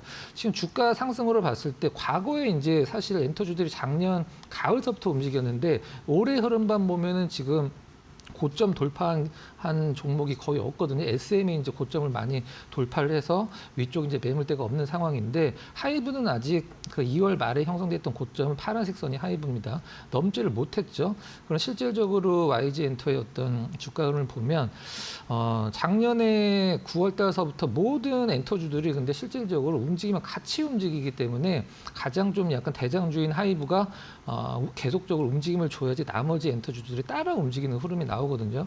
근데 최근에 SM이 엔터 사사들 중에 가장 좀 괜찮은 주가 흐름을 보여주고 있고 기관 흐름 같은 경우는 역시 작년 저점에 나왔던 작년 9월 달에 이제 엔터주가 반등을 했는데 기관 흐름 수급도 작년 9월 달에 정확히 V자로 매도에서 매수로 전환이 됐거든요. 최근에 뭐 그렇게 다이나믹한 수급은 들어오고 있지는 않긴 합니다만은 나름대로 뭐 안정된 수급이라고 보시면 될 것 같습니다. SM에 대한 투자 의견 듣고 왔습니다. 사실 엔터사들은 최근에 대장주라는 건 없는 것 같아요. 그냥 네. 먼저 움직이는 종목이 대장주가 되는 것 같은데 YG엔터가 최근 좀 움직이기 시작을 했고 SM에 대해서도 긍정적인 투자 의견들 연이어서 나오고 있습니다. 함께 체크해 보시면 좋을 것 같고요. 이어서 두 번째 기업으로 이어가 보도록 하겠습니다. 한국 타이어앤테크놀로지 가지고 오셨습니다. 이 기업을 계속 보시나 봐요. 네. 제가 봤을 때 오늘 그러니까 시장이 안 좋은데 올라가는 종목이 주목을 받을 수밖에 없긴 한데 기본적으로 종목을 초이스를 할 때 시장이 안 좋을 때 올라가는 종목보다 좀 굉장히 안정적인 어떤 조정을 받는 종목이 시장에 반등을 줬을 때 실질적으로 주가 탄력이 더 좋게 나오는 경향이 좀 있거든요. 그러니까 한마디로 원래는 올랐어야 되는데 시장 때문에 잠깐 한 박자 쉬어간다. 이런 느낌을 주는 종목군들이 있을 거예요. 그런 종목을 사는 게 사실 합리적이긴 한데 오늘 제가 이제 한국 타이어 갖고 온 이유는 일단 자동차 관세와 관련돼서 시장이 굉장히 좀 우려감을 나타내고 있는 상황인데 타이어는 또 뭐 자동차랑 뗄 수가 없는 상황이기 때문에 타이어 관련주들 흐름이 어떻게 나오는지도 체크를 해야 되거든요. 그리고 수급도 상당히 좀 약간 특이한 수급이 나오고 있어서 한번 좀 잠깐 체크를 해보도록 하겠습니다. 한국 타이어가 이제 지금 자동차 관련주들 뭐 완성차, 부품사, 뭐 타이어사 할 것 없이 이제 미국에 공장이 있느냐 없느냐로 지금 시장에서 그죠. 이제 평가가 네. 갈릴 것 같은데 한국 타이어도 이제 미국 테네시주에 공장이 있죠. 이제 그 동안에 연 550만 개 정도 생산을 했다라고 하면은 이제 1,200만 개로 늘린다라고 하는데 실질적으로 작년서부터 계속적으로 증설을 하고 있는 상황입니다. 일단 북미 쪽 매출이 2조 4,300억으로 이제 한 한국 타이어 전체 대비해서 한 28% 정도 차지를 하고 있고 유럽이 이제 41%로 가장 크다라고 보시면 될 것 같아요. 근데 북미 시장이 28%라고 해서 적은 건 절대 아니고 한국 타이어 입장에서는 사실 미국에서 500만 개 이상 생산을 하고 있지만 우리나라에서 수출을 하는 물량이 사실 더 크거든요. 근데 한국 타이어는 좀 약간 어떤 현대 기아 자동차랑 다르게 볼 필요성이 있는 게 뭐냐면 지금 현재 현대 기아차 쪽의 비중이 10%가 채 안 되고요. 이제 일단 완성차 업체는 거의 다 한국 타이어를 단다라고 보시면 될 것 같아요. 뭐 전부 다는 아니지만 50개 완성차 업체면 거의 전 세계 완성차 거의 다라고 보셔도 되고 280개 차종의 이제 OE 타이어 처음 이제 신차사부터 달고 들어가는 타이어를 많이 하고 있기 때문에 현대 기아 쪽 비중이 크지 않은 게 그나마 좀 긍정적인 부분이다 이렇게 보시면 될 것 같고 최근에 이제 타이어들을 보면 타이어는 17인치 타이어랑 20인치 타이어랑 가격 비교를 할 수 없을 정도로 굉장히 비싸거든요. 1인치 커질 때마다 타이어 가격이 굉장히 비싸지는데 만들기도 힘들기 때문에 그런 거죠. 근데 최근에 소형차들도 타이어를 굉장히 큰 거를 달고 나와요. 코나 같은 경우도 뭐 20인치 타이어를 달고 나오는 것 같은데 이런 부분들이 이제 타이어 가격과 관련돼서 어떤 한국 타이어 입장에서는 굉장히 좀 좋은 거죠. 그다음에 일단은 지금 제가 아까 말씀드렸던 수급이 좀 약간 특이한 수급이 들어오고 기관이 어마어마한데요. 네, 차트 잠깐 보면서 말씀드리면 위쪽에 기관 수급이고요. 그다음에 아래쪽 빨간색이 외국인 수급인데 둘 다 사주면 사실 뭐 좋긴 하겠습니다만은 외국인들이 팔고 있는 와중에 기관 수급만으로도 3월달 들어서 주가가 계속적으로 우상향하고 있다라는 점은 이제 이거 반대로 얘기를 하면 기관이 특별하게 매도를 하지 않아도 일단 계속적으로 주가가 우상향할 수 있다라는 뜻이거든요. 일단 한국 타이어를 얘기를 하면 계속적으로 나올 수 있는 뭐 한우 시스템 관련돼서는 많이 말씀을 드렸기 때문에 일단은 뭐 참고만 하시면 될 것 같고 정리를 하면 일단 뭐 다른 금호나 넥센 타이어는 모르겠습니다. 한국 타이어 입장에서는 관세와 관련돼서 미국 쪽에서 이미 선제적으로 좀 증서를 좀 들어갔고 그 다음에 한국 타이어 이제 타이어를 어디에서 제일 많이 만드냐면은 우리나라에서 가장 많이 만들고 그다음에 중국, 헝가리, 그다음에 미국 이런 식으로 많이 만들고 있는 상황이에요. 그래서 미국 쪽에 캐파를 2배를 올리겠다라고 이제 지금 얘기를 한 게 아니라 작년에 그런 얘기가 많이 나왔어요. 그래서 선제적으로 대응을 하고 있기 때문에 나름대로 자동차 관련주 중에서는 좀 약간 현대기아 자동차가 지금 시장에 우려감이 많이 좀 팽배해 있는 상황인데 타이어 관련주 일단 주목할 필요성이 있다. 그리고 오늘 주가 흐름만 보더라도 나름대로 좀 빠져서 2% 넘게 빠져서 시작했다가 회복을 많이 해줬거든요. 이게 이제 시장의 어떤 뭐 기대치가 좀 주가에 반영이 되고 있는 것이다. 이렇게 좀 보도록 하겠습니다. 네, 한국 타이어앤테크놀로지 기관 수급 연이어서 들어오고 있습니다. 수급 좋고요. 미국 관세 이슈로부터도 어느 정도는 좀 안전한 상황이기 때문에 계속해서 보자라는 의견을 정리해보고 가도록 하겠습니다. 지금까지 박근혜 의사와 함께 이야기 나눠봤습니다. 말씀 고맙습니다.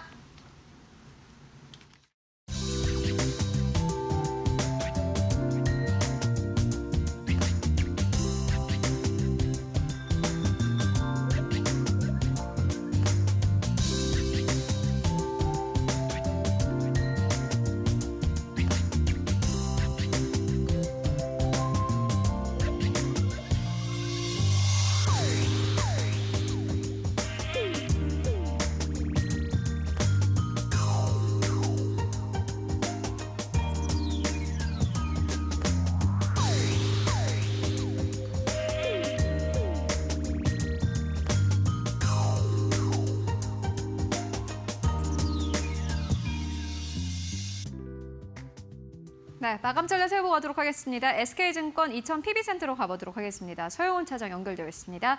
안녕하십니까? 네, 안녕하세요. 네, 차장님 오늘 시장은 좀 빠집니다. 오늘 시장 상황 어떻게 보고 계십니까?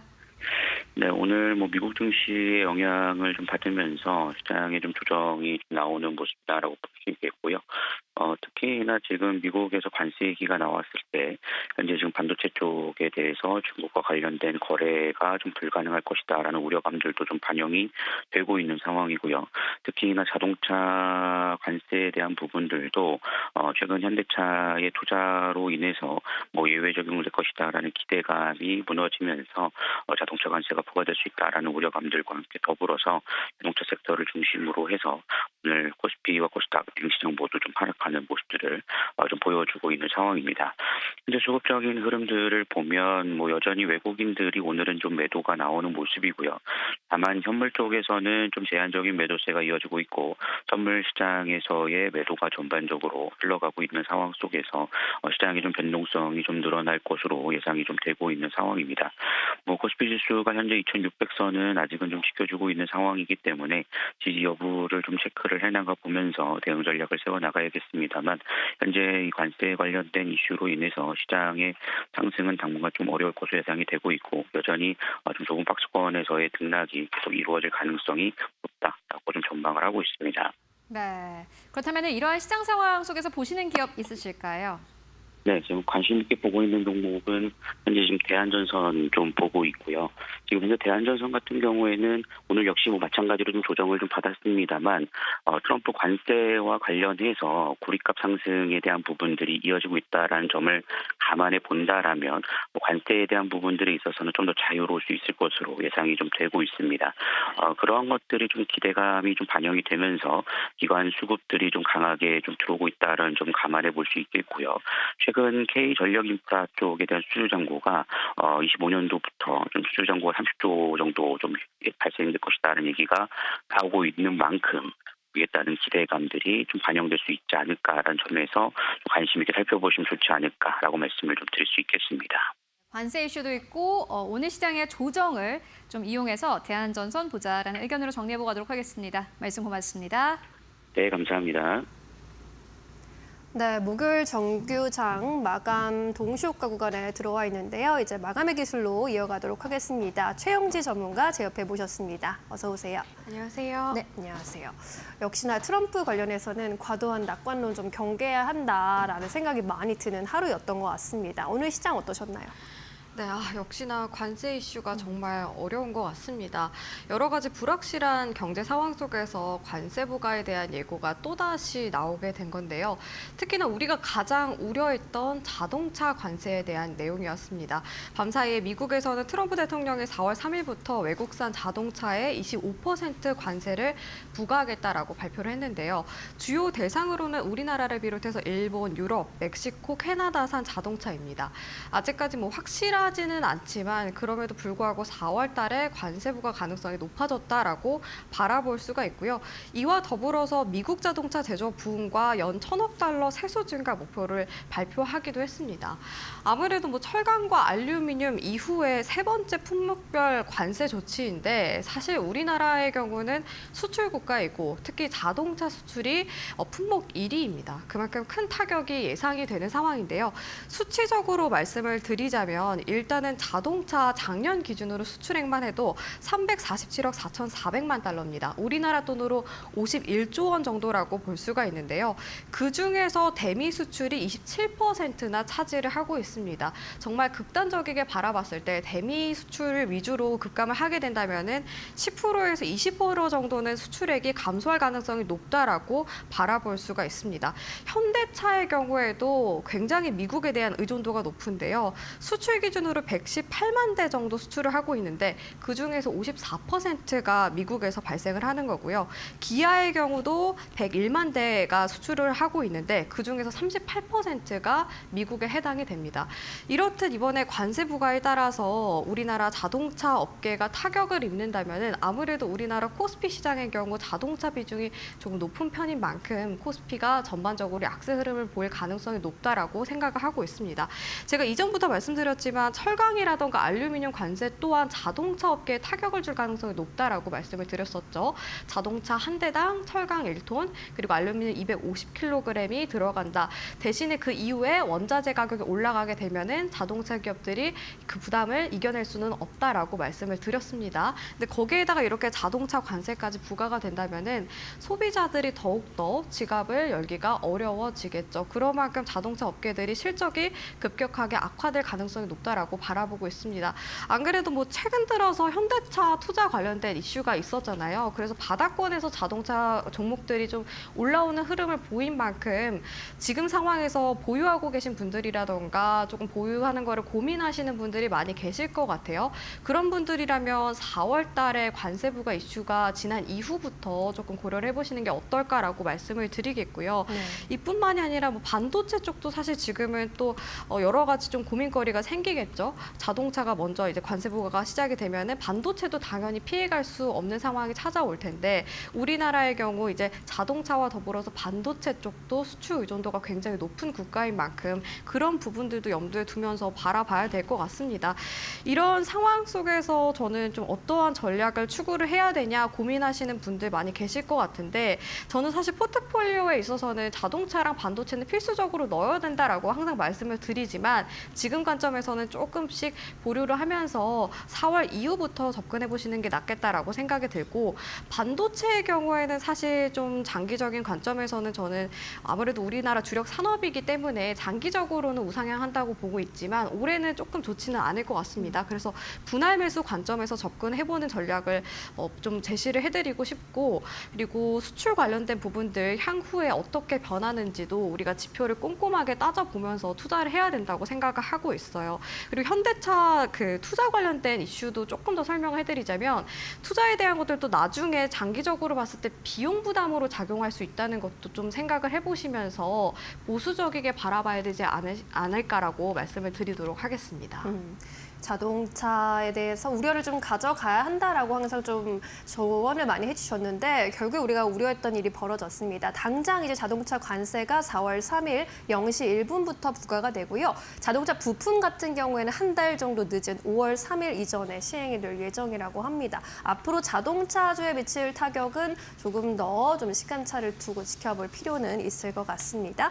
지수 좀 마감하는 부분 살펴보도록 하겠습니다. 코스피의 경우에는 오후장 들어서 낙폭을 조금 더 키우는 모습이 나타났고요. 장중 저점 2,603포인트까지 낮추기도 했습니다. 현재 구간에서는 전일 대비 1%대, 1.2%대 약세를 나타내고 있고요. 전일 대비 33포인트가량 떨어졌습니다. 2,610선에서 마감 기다리고 있습니다. 코스닥의 경우에도 오늘 장중에 706포인트까지 저점을 낮췄는데 현재 저점 구간에서 마감 기다리고 있고요. 707포인트, 전일 대비 9포인트 가까이 밀려나간 모습입니다. 코스피 200도 1%대 약세 이어갑니다. 오늘 코스피 시장에서 외국인과 기관의 매도세가 포착이 됐습니다. 특히 기관 쪽의 매도 물량이 좀 크게 포착이 되고 있는데요. 2천억 원 이상의 매도 우위입니다. 반면 개인 나홀로 매수 우위를 나타냈습니다. 코스닥 쪽에서도 수급 성향은 비슷하게 나타났습니다. 우리 시장 마감합니다.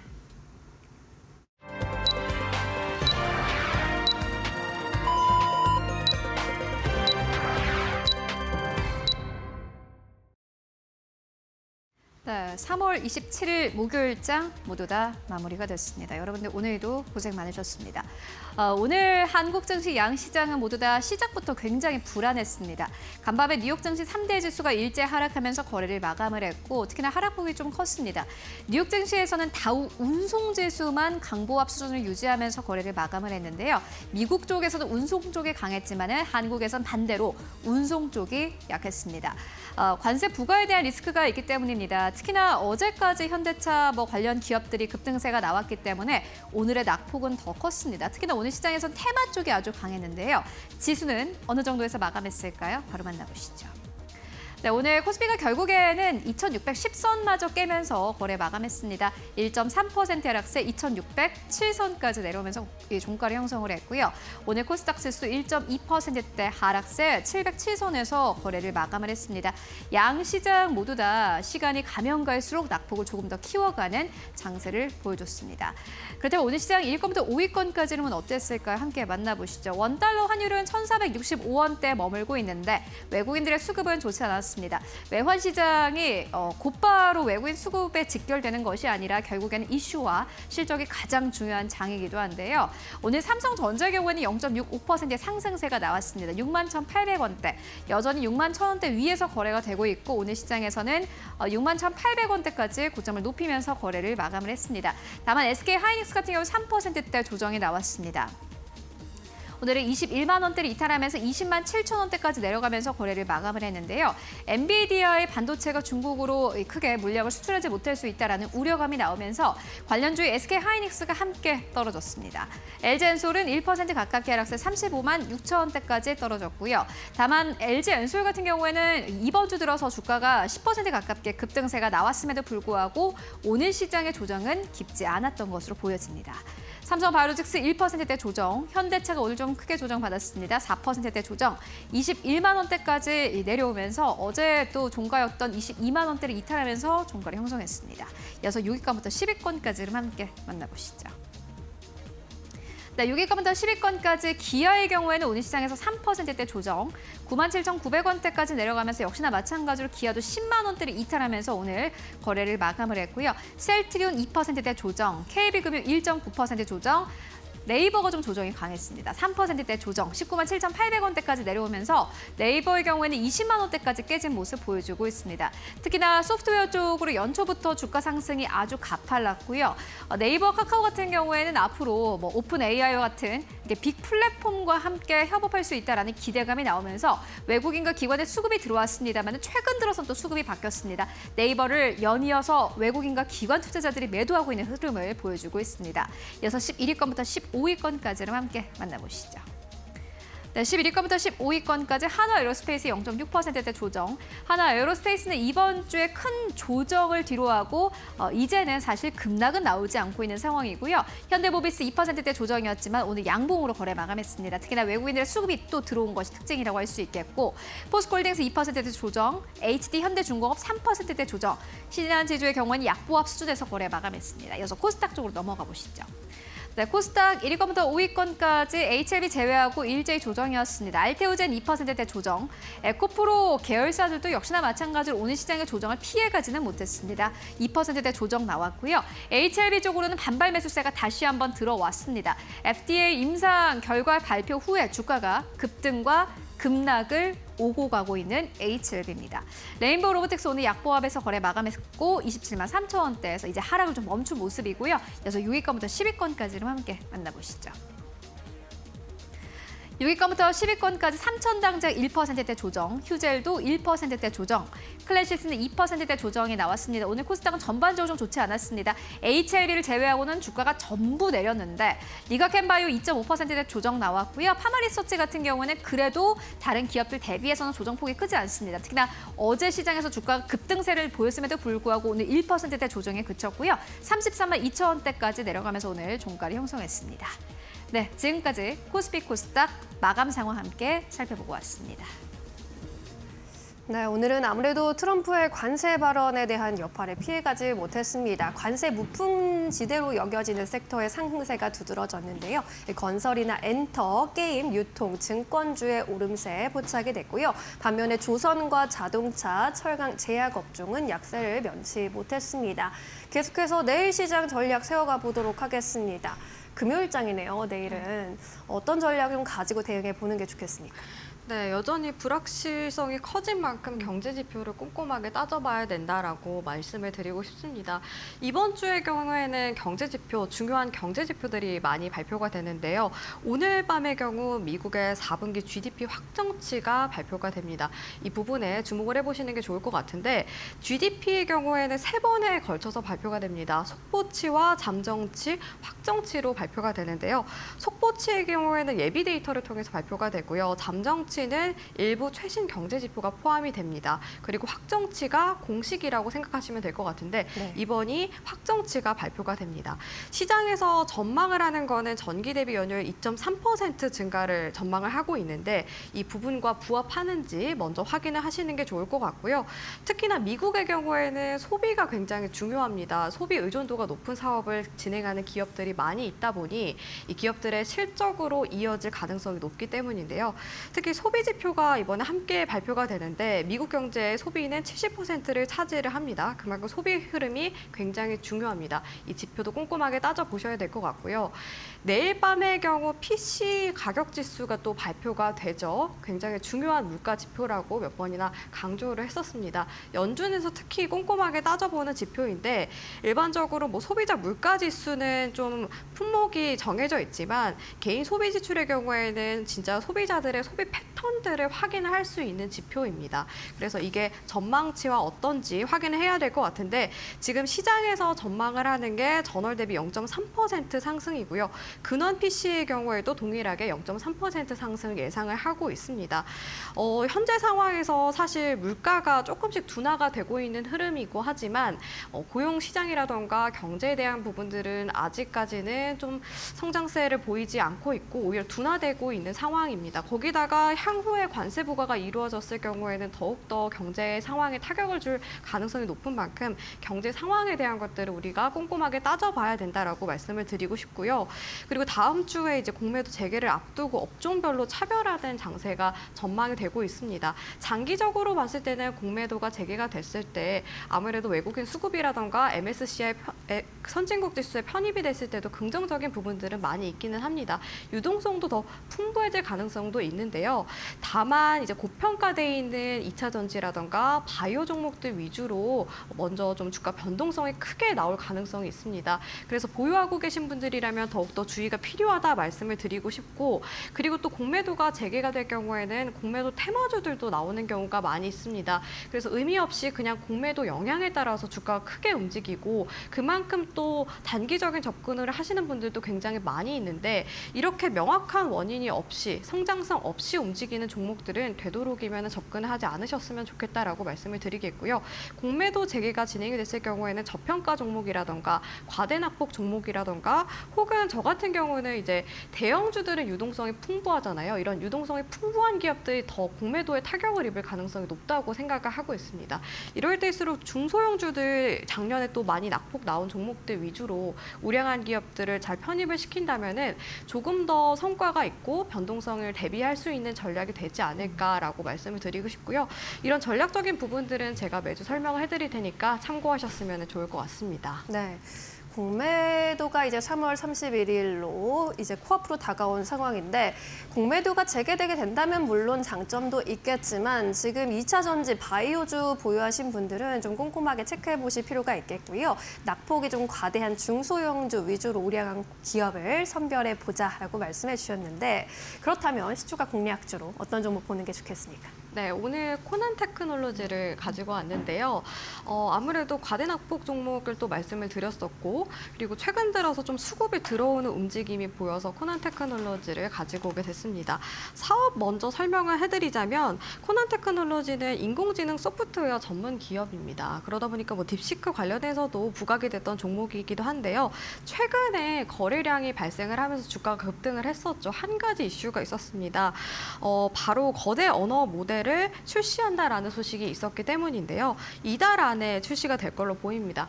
여기에서 거대 언어 모델이라는 거는 사람처럼 자연스럽게 문장을 생성하는 AI 모델이라고 생각하시면 될 것 같습니다. 기존에도 출시가 됐던 적이 있는데 이번에 성능을 더 높여서 출시할 걸로 보이고요. 여기에서 매개 변수라는 게 있는데 AI 모델이 학습을 통해서 자동으로 조정하는 값을 의미합니다. 이 매개 변수가 320억 개라고 합니다. 근데 딥시크에 비해서 5% 정도밖에 안 되는 수준이긴 하지만 성능 지표에 있어서는 대등한 점수를 기록했다고 하는데요. 그만큼 기술력이 뛰어나다라고 보면 될 것 같고요. 그리고 코딩 성능의 경우에도 동일한 매개 변수에 비해서 평균 4.75%포인트 높은 수준을 기록했다고 합니다.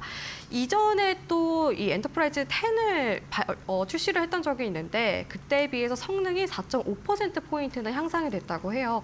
그래서 이번에 출시에 대한 기대감이 주가에 반영이 될 가능성이 높다라고 생각을 하고 있습니다.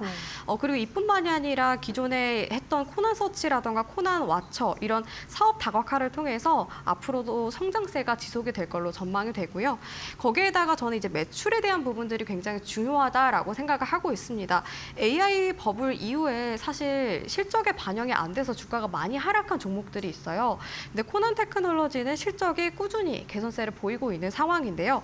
매출 측면에서 말씀을 드리자면 2023년에 244억 원 매출을 기록을 했고요. 작년의 경우 263억 원을 기록하면서 전년 대비 7.7% 매출이 증가를 했습니다. 여기에다가 수주 잔고도 계속해서 개선이 되고 있는 상황인데 2022년에는 130억 원의 수주 잔고를 기록을 했다면 2023년에는 150억 원, 그리고 작년에 3분기 기준으로 277억 원까지 수주 잔고가 확대가 됐습니다. 이렇게 수주 잔고가 확대가 되고 있다는 거는 향후에 매출이 발생할 거리들이 많아졌다라고 볼 수가 있는데요. 이런 기대감들이 또 반영이 될 가능성이 높고, 이렇게 수주 잔고와 함께 매출이 개선이 되는 원인은 생성형 AI 기반 솔루션 도입이 증가함에 따라서 수혜를 받고 있다라고 볼 수가 있습니다. 이뿐만이 아니라 투트랙 전략을 통해서 성장 동력을 확보했다라고 볼 수가 있는데요. 기존의 코난 테크놀로지는 소프트웨어 쪽으로 고도화가 됐는데 거기에다가 하드웨어 어플라이언스도 접목을 해서 차별화된 전략을 추구를 하고 있습니다. 이렇게 될 경우에는 공공기관과 민간 시장에서 AI 기반 솔루션이 더 범위가 확대가 될 가능성이 높아서 실적 개선이라던가 성장성에 있어서 긍정적인 측면이라고 말씀을 드리도록 하겠습니다. 가격 전략 말씀을 드릴 건데요. 네. 오늘 기준으로 아무래도 시장이 전반적으로 많이 빠진 만큼 코난 테크놀로지도 5%대 하락을 하면서 마감을 했습니다. 최근 들어서 이렇게 대량 거래량과 함께 주가가 급등세를 보였었는데 어제 기준으로 보자면 고가가 28%까지 올라갔고 마감가가 21%에 마감을 했습니다. 오늘 좀 일목균형표 기준선 부근에서 저항받으면서 좀 눌리고 있는 상황인데 눌림목 구간대에서 좀 접근해 보시는 게 어떨까라고 생각을 해서 제시를 해드리도록 하겠고요. 지금 상황에서는 최근에 발생을 했던 고점 구간이 29,000원 구간입니다. 이 구간대가 1차 저항대로 작용할 가능성이 높습니다. 그래서 목표가의 경우에는 29,000원을 제안을 드리도록 하겠고요. 손절가는 정말 고민을 많이 했던 것 같습니다. 이동평균선이 아직은 정배열로 좀 만들어지지 않은 상황에서 지금 저항을 받고 있는 상황인데 거래량 측면으로 봤을 때는 저는 좀 긍정적이게 바라보고 있고 특히 코난 테크놀로지가 시가총액이 2천억 원 정도 가벼운 종목이다 보니까 더 좀 변동성이 나와줄 걸로 보이거든요. 그래서 최근에 매물대 보니까 17,400원 구간대 이때까지 매물이 가장 많이 쌓여 있고 이 구간에 이탈을 하게 되면은 조정이 많이 받을 걸로 좀 예상이 되더라고요. 그래서 손절가의 경우에는 17,400원 부근을 말씀을 드리겠고 이번 달 안에 출시가 되는 신제품에 대한 기대감들 이런 모멘텀들까지도 참고를 해보시면서 바라봐 주셨으면 좋겠습니다. 특히나 코난 테크놀로지는 소프트웨어 기업인 만큼 딥시크와 관련해서도 같이 움직이는 경향이 있거든요. 그래서 만약에 보유하고 계신 분들이라던가 신규 접근 원하시는 분들은 딥시크에 대한 이슈들도 확인을 하면서 전략에 참고를 하셨으면 좋을 것 같습니다. 네. AI 소프트웨어 전문 기업 코난 테크놀로지 선정해 주셨습니다. 이제 신규 LLM 출시 이슈로 인해서 많은 주목 받아가고 있는 만큼 앞으로의 주가 흐름 주시해 보시죠. 오늘 여기까지 이야기 나누겠습니다. 고맙습니다.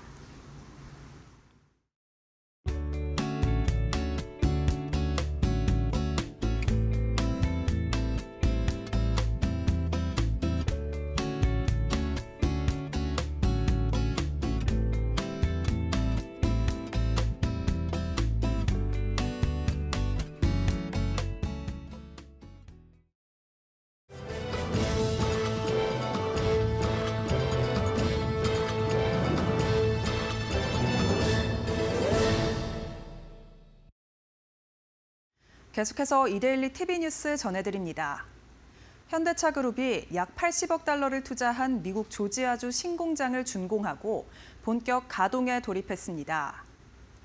현대차는 현지 시간 26일 미국 조지아주의 약 355만 평 규모의 자동차 생산 공장 현대차 그룹 메타플랜트 아메리카의 준공식을 개최했습니다.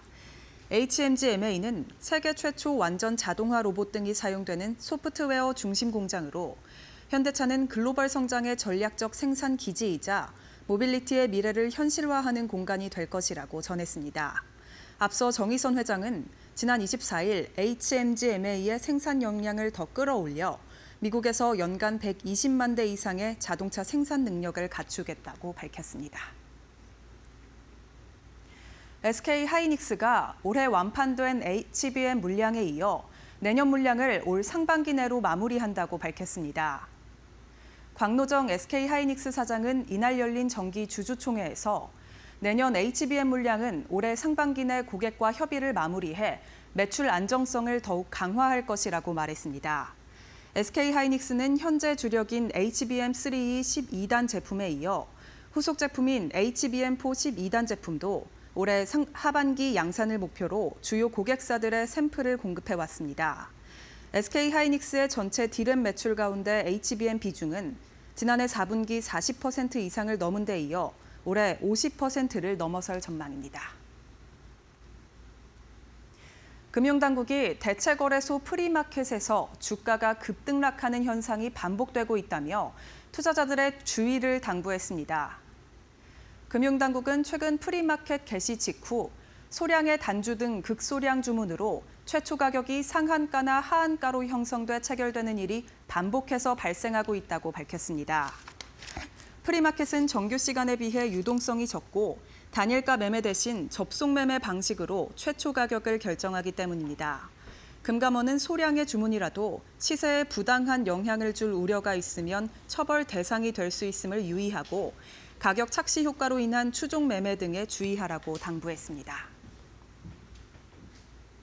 미국이 자동차 관세 25% 부과를 공식화하자 정부가 민간 기업과 긴급 대책 회의를 열고 대응 방안을 모색했습니다. 안덕근 산업통상자원부 장관은 이날 오후 2시 자동차 업계를 만나 민관 합동 긴급 대책 회의를 열고 미국 자동차 관세 관련 업계의 반응과 정부에 대한 요구 사항 등을 청취했습니다. 정부는 업계가 정부에 바라는 역할 등을 청취해 4월 중으로 지원 대책을 마련할 방침입니다. 이번 자동차와 관련 부품 관세는 트럼프 2기 행정부 출범 이후 철강, 알루미늄에 이어 세 번째로 부과된 품목별 관세입니다. 한국전력공사가 교육부와 손잡고 고졸 채용을 대폭 늘리기로 했습니다. 한국전력은 어제 서울 동대문 노보텔에서 교육부와 고졸 인재의 일자리 확대와 경력 개발 지원을 위한 업무 협약을 체결했습니다. 협약에 따라 한국전력과 교육부는 고졸 채용 대폭 확대, 지역개교 취업 교육을 통한 입사 우대 등 고졸 인재의 채용부터 경력 개발 과정 전반을 상호 협력하기로 했습니다. 한국전력은 올해부터 3년간 300명의 고졸 인재를 채용할 계획입니다. 지금까지 이데일리 TV 뉴스 전해드렸습니다. 네, 오늘 파이널샷이 준비한 소식은 여기까지입니다. 네.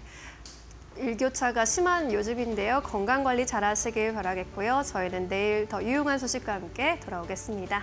네, 시청해주신 여러분 모두 고맙습니다.